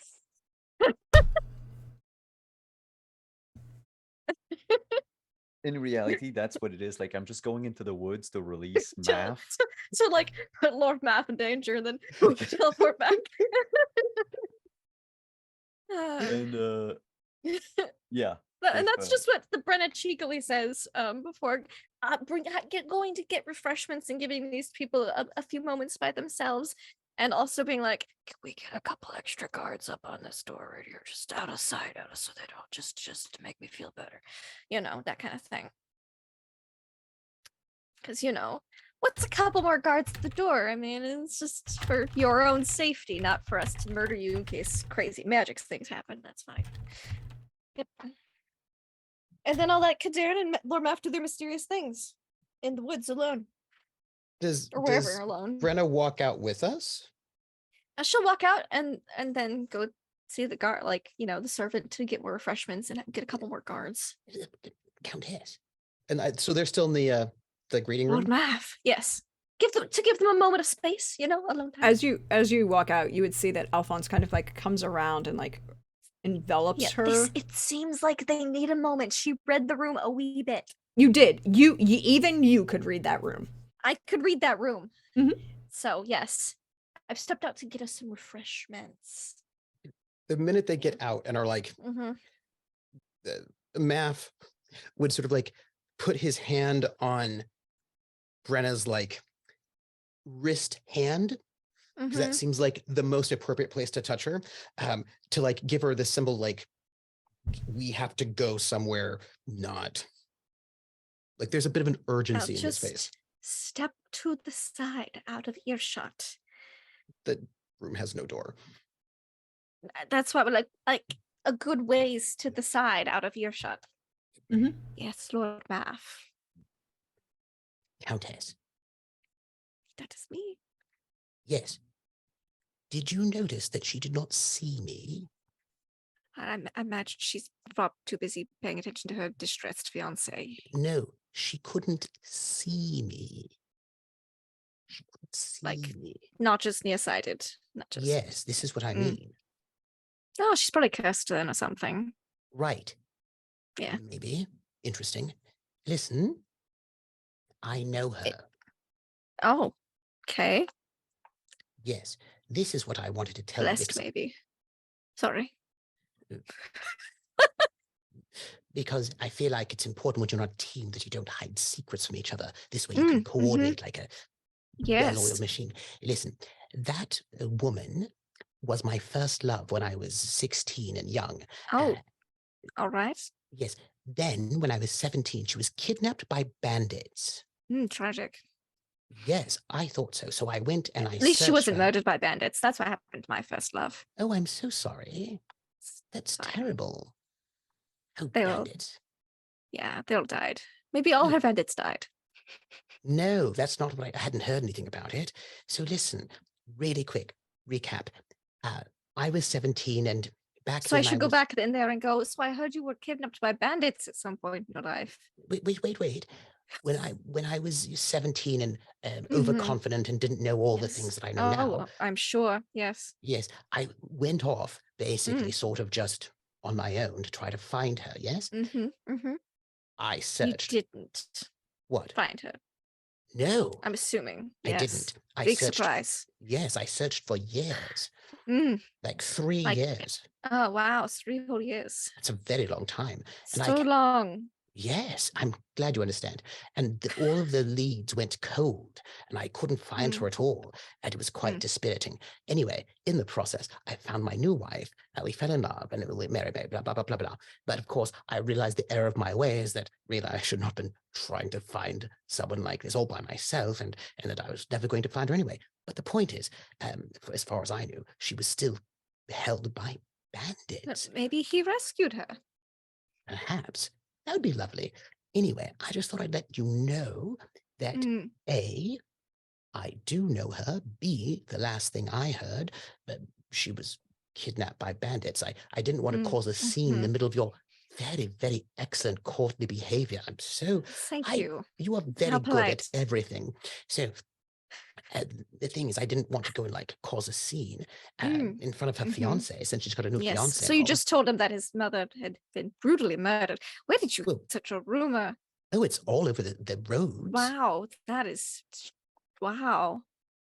I mean, what do you think bards do and criers? I suppose that is they very. share I just didn't news. know news had spread so quickly or so fast. It hasn't been. It was a while ago, actually. Was it? Wow. Yes. All right, well. Anyway, point being that I came in with pardon me, a 3-time orgy champion Kadan, to see how she might respond. And I didn't want to make a scene in front of her fiance. Yes, but she couldn't see you.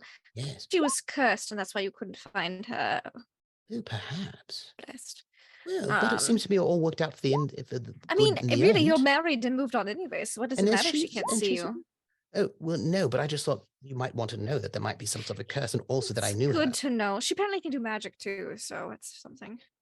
Oh, yes. Well, I just thought, I think it's important for us to know everything, because what if she didn't escape? What if she became a bandit and she's here to pick all the things? Oh, she could become a bandit. She could be a magic bandit. She could be. Except that, and I think you should go investigate with Kaden, because I have to get back to, Yes, okay. Yes. But Can I ask everybody to roll me an awareness check, please? Yes. Oh, 20. I'll put 2 into this. Oh, I had luck. That's right. Well, maybe I'll use it later. 24. Nice.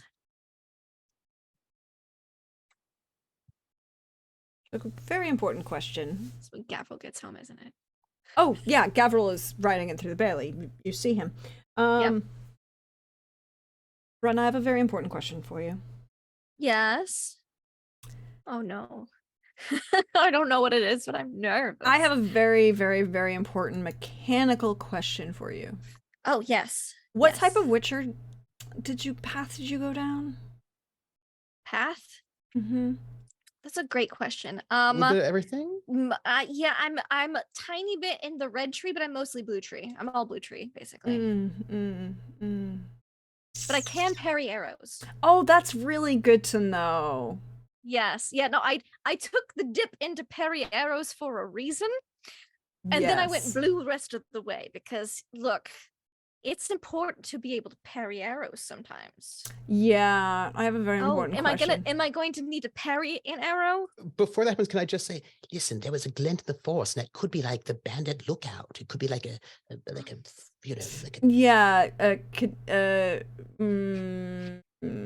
because he wanted to let her know what is we were going to do. You have an option. Mm-hmm. It's a choice that you get to make. Is it parry the arrow or let Lord Bath get shot? No, this is the choice you get to make. Because that would be a very easy question. Oh, of course you parry the arrow, because we're colleagues now, equals. Yes. I'd just be like, oh no, you've been shot. Brenna? Yes. Brenna? Yes. Are you going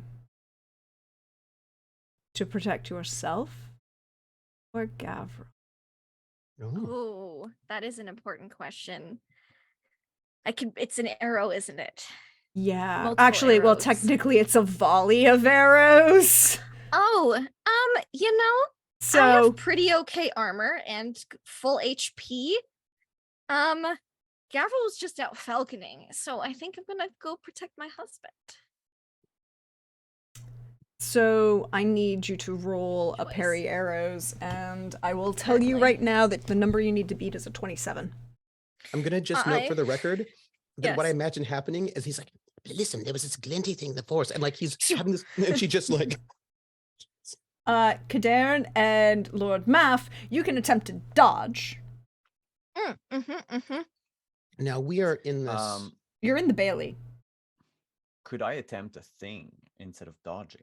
Oh, That sounds exciting. Because I got a spell that allows me to create a barrier of wind around me that blocks ranged attack and projectiles. Oh, Yes, you can use that as your defense against the projectile. You need a it's- 27. okay. It's I'm gonna put 10 my meter last radius. 5 Actually- luck in there. Actually, no. Cadarn, however, you need a 24. You do not need a 27. Do we have group luck? You do. You have 5 points of group luck. Could I use a couple points of group luck, y'all? Yeah, sure. Would that Yeah, be sure. fine? So I'll take 3. Sounds like I'm gonna need a pair of some arrows. 3 points of group luck, Okay. There are 3 And I'll points use- left. and I will use 5 of my own. Okay, so 8. Yes.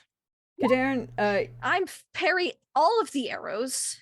yep, you can.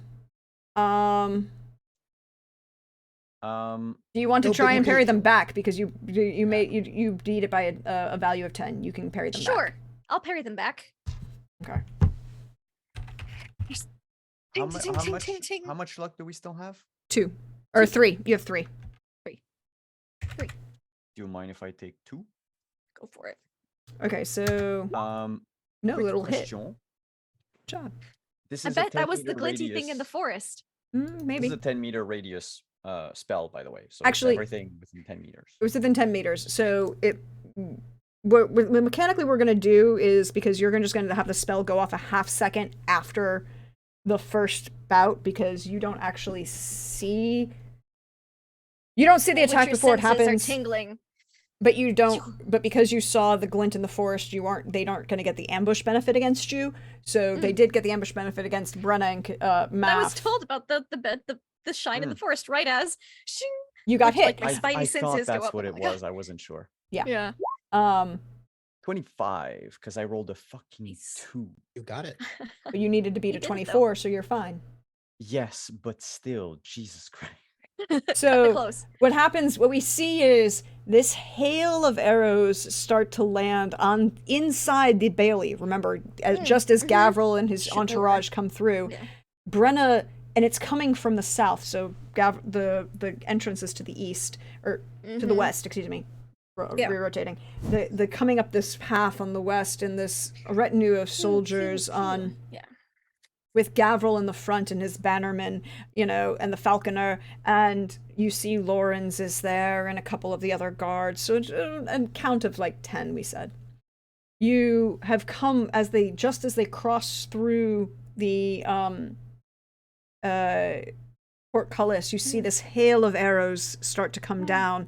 Brenna moving witcher speed across, brings the blade Like a out and cat. starts parrying a couple of them back and knocks one of them back and will hit Nice. and do damage. And then just as that same moment you see Have a taste of your own fletching. Kadard, what does it look like as you bring this wall of wind up? So it would just be Kadarn like grabbing the staff and knocking it on the ground, and there's this just burst of air that expands just as the arrows come, and that's what like pushes them away, because it knocks them, and You can't predict where Like- it goes. no, Unlike- that's it, and I can't redirect them to the attacker, so it's Yeah. just Just away. and then it's active, so it'll stay after that. There'll be like a You gust of wind hear around us. these arrows go, this whooshing sound of Do we wind hear around. a Wilhelm scream from that one that went back? No, you don't. You do not Oh, hear anything okay. beyond the whoosh of the wind, and Interesting. you hear Gavril Gavril immediately slid off the horse and was coming, and is shifting in his Mhm. position, Get in front of Dash all the arrows. and now with this wind around, you hear the shouts of the guards bringing the shields up, attempting to block any further attempt, but they see this wall of wind and are like, okay, magic, and begin forcibly Get inside. Yeah. pulling the turtle and hustling you all inside. If you look up, you can see a number of the guards who are on the palisade of the Bailey, Uh-huh. and Like pincushions? a little, but Oh, yeah. a number of them took damage. A couple of them are being dragged by their friends Mhm. off the For treatment. Off for treatment. and then all of you are brought inside the castle of Pasvacht. And I think where we're going to end this season, as Brenna, you look and Gavril reaches out, and just like has that moment of like reaches for you and pulls you into his arms, and for that passionate kiss dip moment. Mm-hmm. What we see, what the camera pulls back from the two reunited lovers. Lord Maff is there. Kadarin is there, pushing this wind against this force of arrows. I think I would pick up one of the arrows on the ground to look at it. Well, okay, so one of the ones should no, because there aren't going to be any. Do they, when you do this thing, do they all When put I them knock them outwards? back, I knock them 8 meters away. Okay. He knocks them 8 Good meters away, and distance. the diameter is 10 meters wide. So he's basically covered this entire bailey with this wind wall. Diameter is 20 because it's 10 radius. Oh, 10. Okay, so 20 meter, this is a 60-foot, pushing all of these out, and then they get knocked back in further 8 meters. So they're basically all off the wall at this point. Matt, So I if just you get want me to like a- leave a hole open so one of them can get through. I would want to injure the ladyship. We pull back on this moment of this framed artfully in the doorway of the castle, just because I want the pretty, romance covered Yes. Sure. Yes. Here full for it. dip. Brenna's just Kada- really relieved he's not full of arrows. Yes, he at is the very much moment. not full of arrows at the moment. She's like, Kadarin pulling himself back inside the castle, but while maintaining the spell. Math also pulling themselves back. And the camera pulls back and up and over. And a large cloud, like fog, settles over the mountain. And that's where we're going to leave the end of season 4. don't like that. They must have gotten allies. Or you're all very safe inside your castle, though. Gavril didn't die, which was a very 50-50 bet at the beginning of this session. Oh boy. I mean, if it's the Thornberries, no place is safe. That's fair. But we'll find out! Hey, thank you everyone for being here. Thank you all everybody who's hung out with us in chat. I appreciate you. I'll do my spiel at the end. This is the end of season 4 of Witcher Roads Home, and but there will be a season 5. We'll come back in January and we'll find out what happens now that everybody's home and Matina's under siege. Nobody's died. I was giving 50-50 odds on somebody dying horribly. But Kadarin did go up to the tower and did look out and did do very well on his awareness check. Yeah, good job, Kadarin. So they didn't get a full level of ambush on everybody. Yes. That would have been really bad. And I do have parry arrows. And you do have parry arrows. It was a very important question. Am I a blue line witcher? Yes, I am. But I have heckin' parry arrows. Wasn't gonna skimp on that. Well, we don't know what happened to Mahakam. Nobody's there right now. Well, I mean, Eleanor did say we should leave immediately and not just faff about. Yes, so she if we, did. like, And if we did. we listened to her instructions, then we probably should not have hung out. We didn't hang out though. We got our shit together. We left. So we're gonna go around, let everybody share some love, share where you can be found, and we'll start with Simon. Thank you, Simon. We appreciate you being here. We understand you were feeling under the weather, but we really appreciate this beautiful, epic end moment for Kadarin. Thank you. Yes, I do have still hurts my eyes. So I'll keep my outro brief because I'll jump out after. Yep. But I'm Simon at Wandering DM. Loved. Oh God, what was the moment today that I had fun? There was a moment with Ardzo, but now I don't remember it. Well, anyway, we love you, Billy. We love you. I love you all. And Wandering DM will be off. Actually, our last show was Saturday for Seaon, last Monday for Vampire. We're taking about a month off, and we will be back in January with a bunch of stuff. In the meantime, you won't catch me. Oh yes, no, you can catch me on Devil's Luck Gaming on Wednesdays for a meat grinder of Warhammer 40k, where we're all teleported into a haunted ship, and we have to figure out how to get the fuck out. Did your character and survive the first session yet? My character will not survive the first session. I don't know. It was supposed to start last week, but it is going to start next week. Well, this week, the 14th instead. And then next year, well, we're going to come back with Vampire. We're going to come back with Seaon. We're also going to have I think it's like a 3-month campaign of Cyberpunk over on High Shelf Collective as part of their Cyberpunk anthology, and some other cool stuff that I will not disclose right away. Thank you, everyone. Yes, kitten, shut up. I'm gonna have to get going. But Go ahead. I've got it set up season. so we can. But thank you. I will see all of you very soon, I hope. Thanks, chat. Bye.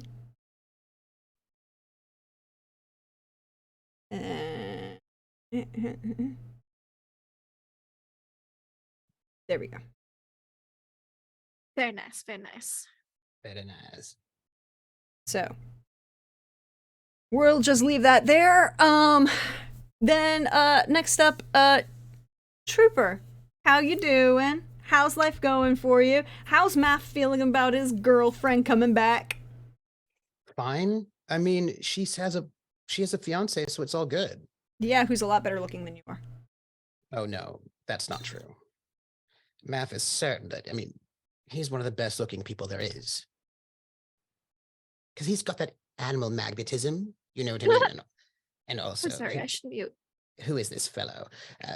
He thinks he's a much better catch, but he's actually just happy that she's got someone. So that's good. It looks like it turned out that everything turned out for the best.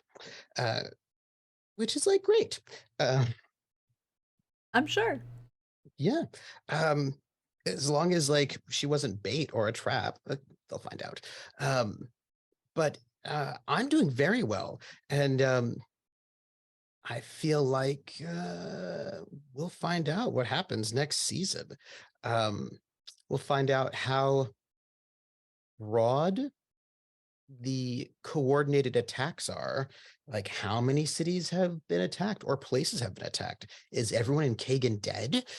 Is Beauclair under attack? Like what places are under attack? Is the attack following us specifically? Is it? Have the wild thornberries gotten allies from here who are going to go and help them out by attacking places? We don't know. We'll find out. Are they there to go and like take the stuff? Not by sneakiness, but by just full-on assault. But I'm not worried, because if it's not the wild thornberries, I think we'll be fine, because we know that this castle's basically impenetrable and we'll be fine. So I feel like we're okay. I think it's gonna be fine. And let me see. You can find me on Fridays at 7 p.m. on my channel, Trooper SJP, for Traveler, Pirates of Draenix, The Gamblers, and we will be running this coming Friday, so that's next week. The 16th. The 16th, that is correct, thank you. And I think it'll be really good, and I want to give my love to Brenna, to Lindy for Brenna's meltdown, because that was happening. Absolutely. To Billy for Ardzo trying to give some tough love to our Witcher. To Simon for 696 crowns for Faith at the brothel. Right, and then also to Prax for guiding us through this season, and that's me. Well, thank you. I appreciate you. I appreciate you every single day, Trooper. You are a wonderful, wonderful gift, and I really do appreciate you. And someone else I really appreciate, because she is wonderful. She is fabulous. She is the moment. and a one singular sensation. Lee Wonderful, Lee Fabulous, Lindy. Heyo. It's me, Lindy. I don't know. I was just trying to hide my face. Hi, it's me. I love how like you're gonna hide your face with your lewd With my face. I realized I was like, what do I have? I have an octopus. He's got stuff on. I've got a squirrel. I've got a lobster. It's not gonna work. So it's just, there's a moment, and I was like, sticker. Like, wait, that's still me. Anyways, hi, I'm Lindy. Love Lindy. My love for tonight goes to Billy, because I don't think he saw giving Brenna a complex about Gavril, which was really funny to me. I was amused. Brenna was like, oh God, I'd never considered this before. And now that Brenna knows more about feelings since the wedding, even, she knows you can like more than one person at a time. And like, if that's the case, maybe it's possible to stop liking one person after some time. She hadn't considered that before because it's never happened to her before, So she had a little bit of a meltdown, and I loved it. I loved every moment of it. And seeing Billy be like, oh no, that's not what I meant to do here. I just wanted to try to, the tough love, which, Brenna might be a tough cookie, but I don't think she's a tough love kind of cookie. She has a lot of insecurities. Which she keeps buried very, very, very, very deep down. Because who needs to see that weakness? Not Kadarn, most certainly. And or guests and things. So it's fine. I also loved Math and Kadarn today. I thought they were having fun together. And Kadarn be like, yeah, you should ask Brenna that. Brenna be like, yeah, you should ask Kadarn that. Yes, it's just very, very awesome. And getting to grill, interrogate, look, these sus people coming in up and down, and having Math break the news that his mom's been like super murdered by vampires. It's a whole thing, Mhm. And now I didn't have that and act like I wasn't partially responsible. So it's fine. He Right, didn't know look, he's his a traveling mother. druid. He hears Yeah. gossip. Yeah. Now There was Brenna a doesn't have big to tell him that his massacre. mother was being impersonated by a vampire for a couple years. That's That not would have part of the been gossip. even awkward. Yeah, that's not common knowledge. That'd been even more awkward, and he might be even more traumatized. So this way, he just has the trauma of having his family butchered by vampires, and then a drowner attack. Which Brenda can be like, "Oh yeah, I was in Tucson not so long ago, and there was a drowner attack. It's a bunch of body parts in the water. I'm guessing the two are related, but we left town before the further investigation could have been carried out." Oh, by the way, Malkadoshan, what is being left out is that all those people that were murdered in that estate were murdered by Brenna. Except for Lady Deshalon. I No, actually wait. didn't kill her. No, The Lady vampire killed her. You killed the fake Lady I killed the fake Deshalon. Lady Deshalon on the road to Tucson. She's not Lady Deshalon. It didn't count. No, and to be fair, you didn't actually kill her. That was the second No. Bruxa that Kadarn chopped the Yes. head off of. Yeah. That is true. So I didn't kill any Deshalons. I tried to save his sister. Not that I'm saying that, because I don't want to be the one that tell him his sister's been void nabbed. That doesn't, investigations will be launched, I'm sure. I just imagine the gossip was something along those lines. If there was some like big massive massacre, maybe drowners did it, maybe vampires did it. Like there was just body parts everywhere. Like body it's all parts like everywhere. just all very sort of, and then like It's very exciting. because all the body parts were found in the river, like some kind of like, I imagine it's a very confused sort of There was story a witcher about... and a higher vampire covering up for this massacre. They ain't gonna find shit. No, what was found was a bunch of drowners attacking dead body parts in the river. Yeah, and the dead body parts came from somewhere, and I'm sure someone investigated the Tucson estate at some point, or the Deshalon estate at some point, because nothing was happening, and people didn't go home to their families at some point, because they were all murdered and thrown in the river, and it was beautiful. Beautiful scene of carnage. And her vampire boyfriend, who's not her husband. We're sidetracking. So that's my love. And getting to parry some arrows. I haven't done that all campaign, but I finally I got to do that and save my husband, because why would I save myself when I could save my husband? Brenda doesn't have like a huge amount of self-preservation. We've found out, so Also, she'd probably live, be fine, just to flesh some flesh wounds. and he smooshed her, so maybe she's like, oh, maybe he does still love me, maybe he doesn't hate me or has forgotten about me, and just helping get over that little complex Arzo gave her. But you can find me on the internet not having a complex about if my husband loves me or not, because I know the answer is very much yes. But you can find me also tomorrow night on my channel playing the new batch, Mondays in Exandria. We're very excited. Festival of Merit. I think we're going to do the final little competition thing in that campaign. Well, to start off the campaign, it's going to be very exciting. And then, especially since we were off last week due to people just not feeling well, headaches all around, all sorts of crazy things.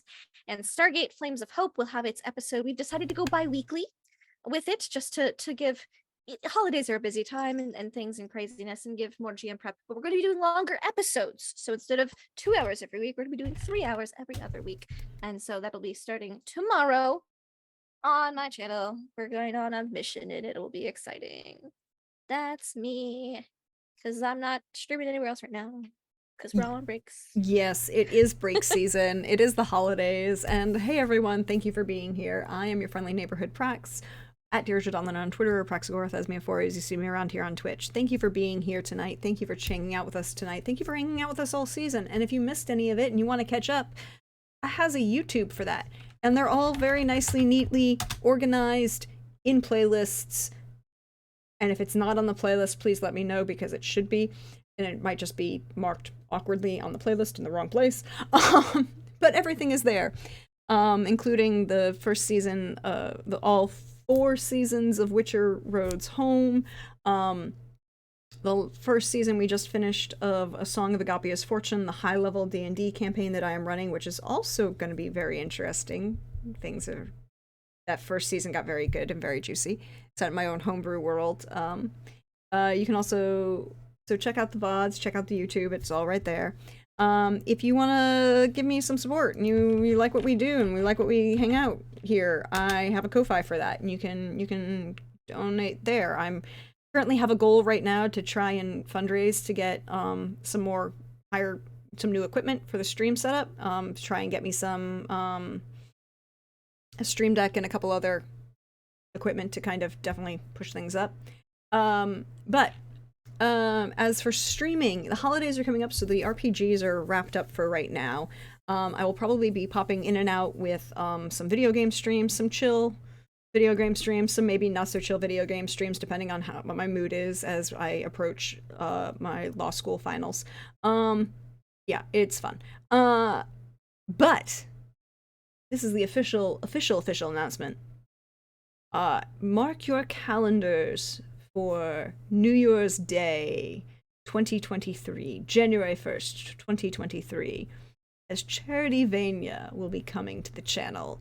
A 12-hour meat grinder D&D. How many characters will be sacrificed to Dracula as they run through and attempt Castlevania? Donations will be going to support the Fisher House Foundation, which is a wonderful foundation that provides care, support, and housing for veterans and their families while they undergo treatment for various things at veterans hospitals around the country. It's a wonderful charity. They do a lot of really great work. They do a lot of work with both veterans and their families and support and care in ways that are very, very important. I was lucky enough that I grew up in a military family. I was lucky enough that no one in my family needed their services, but I did know a number of people who did, and they were so wonderful and so kind. But this meat grinder is a 12-hour D&D meat grinder, running four sessions of 3-hour sessions, 12 o'clock, 3 o'clock, 6 o'clock, and 9 o'clock. And then, yeah. And then we'll end it on the 2nd, midnight on the 2nd-ish, roughly allowing time. But it'll be a lot of fun, and you can come and support. You can donate to give the crew running to try and deal with Dracula some wall chicken for healing, because wall chicken is important. Some candelabras for special items, and you can donate to your wonderful, kind, benevolent GM to, give me more swarms, or more skellies, or, more bones to throw at their heads. and more Dracula. But that will be New Year's Day. I'm getting a wonderful group of people coming together. It will be a wonderful, wonderful time. And there will be prizes for people in chat. I'm just saying that I've gotten a wonderful bunch of people who are so fabulous about it to donate some wonderful, fabulous prizes. But that is it for right now. We'll be coming back with Witcher Season 5 in the new year. I'm going to tell you, everybody out here, and this is going to tell the cast, this is probably going to be the end. This is a swan song for Witcher. Everything's coming to a head. Things are moving. So I have a question. Yeah. Will the season end in a wedding or a funeral? Maybe both. But then we don't know if it's a comedy or a tragedy. How are you going to know? Well, now we're in a Jacobean we've already tragedy. had Now we're in a one Jacobean wedding. comedy. There's always a wedding and a funeral. Look, we've already had one wedding. This would make it 2 weddings and a funeral for the entire season. So we need to get 3 more people married so we can have 4 weddings and a funeral. I'm just going to say that there might be somebody in this chat who will point out that perhaps weddings aren't good things in my games. But I mean, My wedding was delightful. Your wedding was, well, your character's wedding was fabulous. Although your actual wedding I can't speak It's to, but also everything fabulous. I've heard was fabulous It's too. fabulous. But yes, there will be, this will be probably the last season of Witcher Roads Home because of where the story has come. And I am so happy and so thankful that all of my wonderful, fabulous friends could play with me in this story and tell this story together. we've actually had 2 weddings, I'm realizing. Yeah, you did. I was like waiting for that second one to drop. So we've had 2, so we just need 2 more? It'll be great. But then I'm also going to be back more with Montreal by Night in the new year with Trooper and Simon and Pope. Because Flory is, she's available to hire to do murder. And apparently her Zalmadi needs more bodies. I mean, she wants to help him out. She really appreciates him. It's supportive is what she does.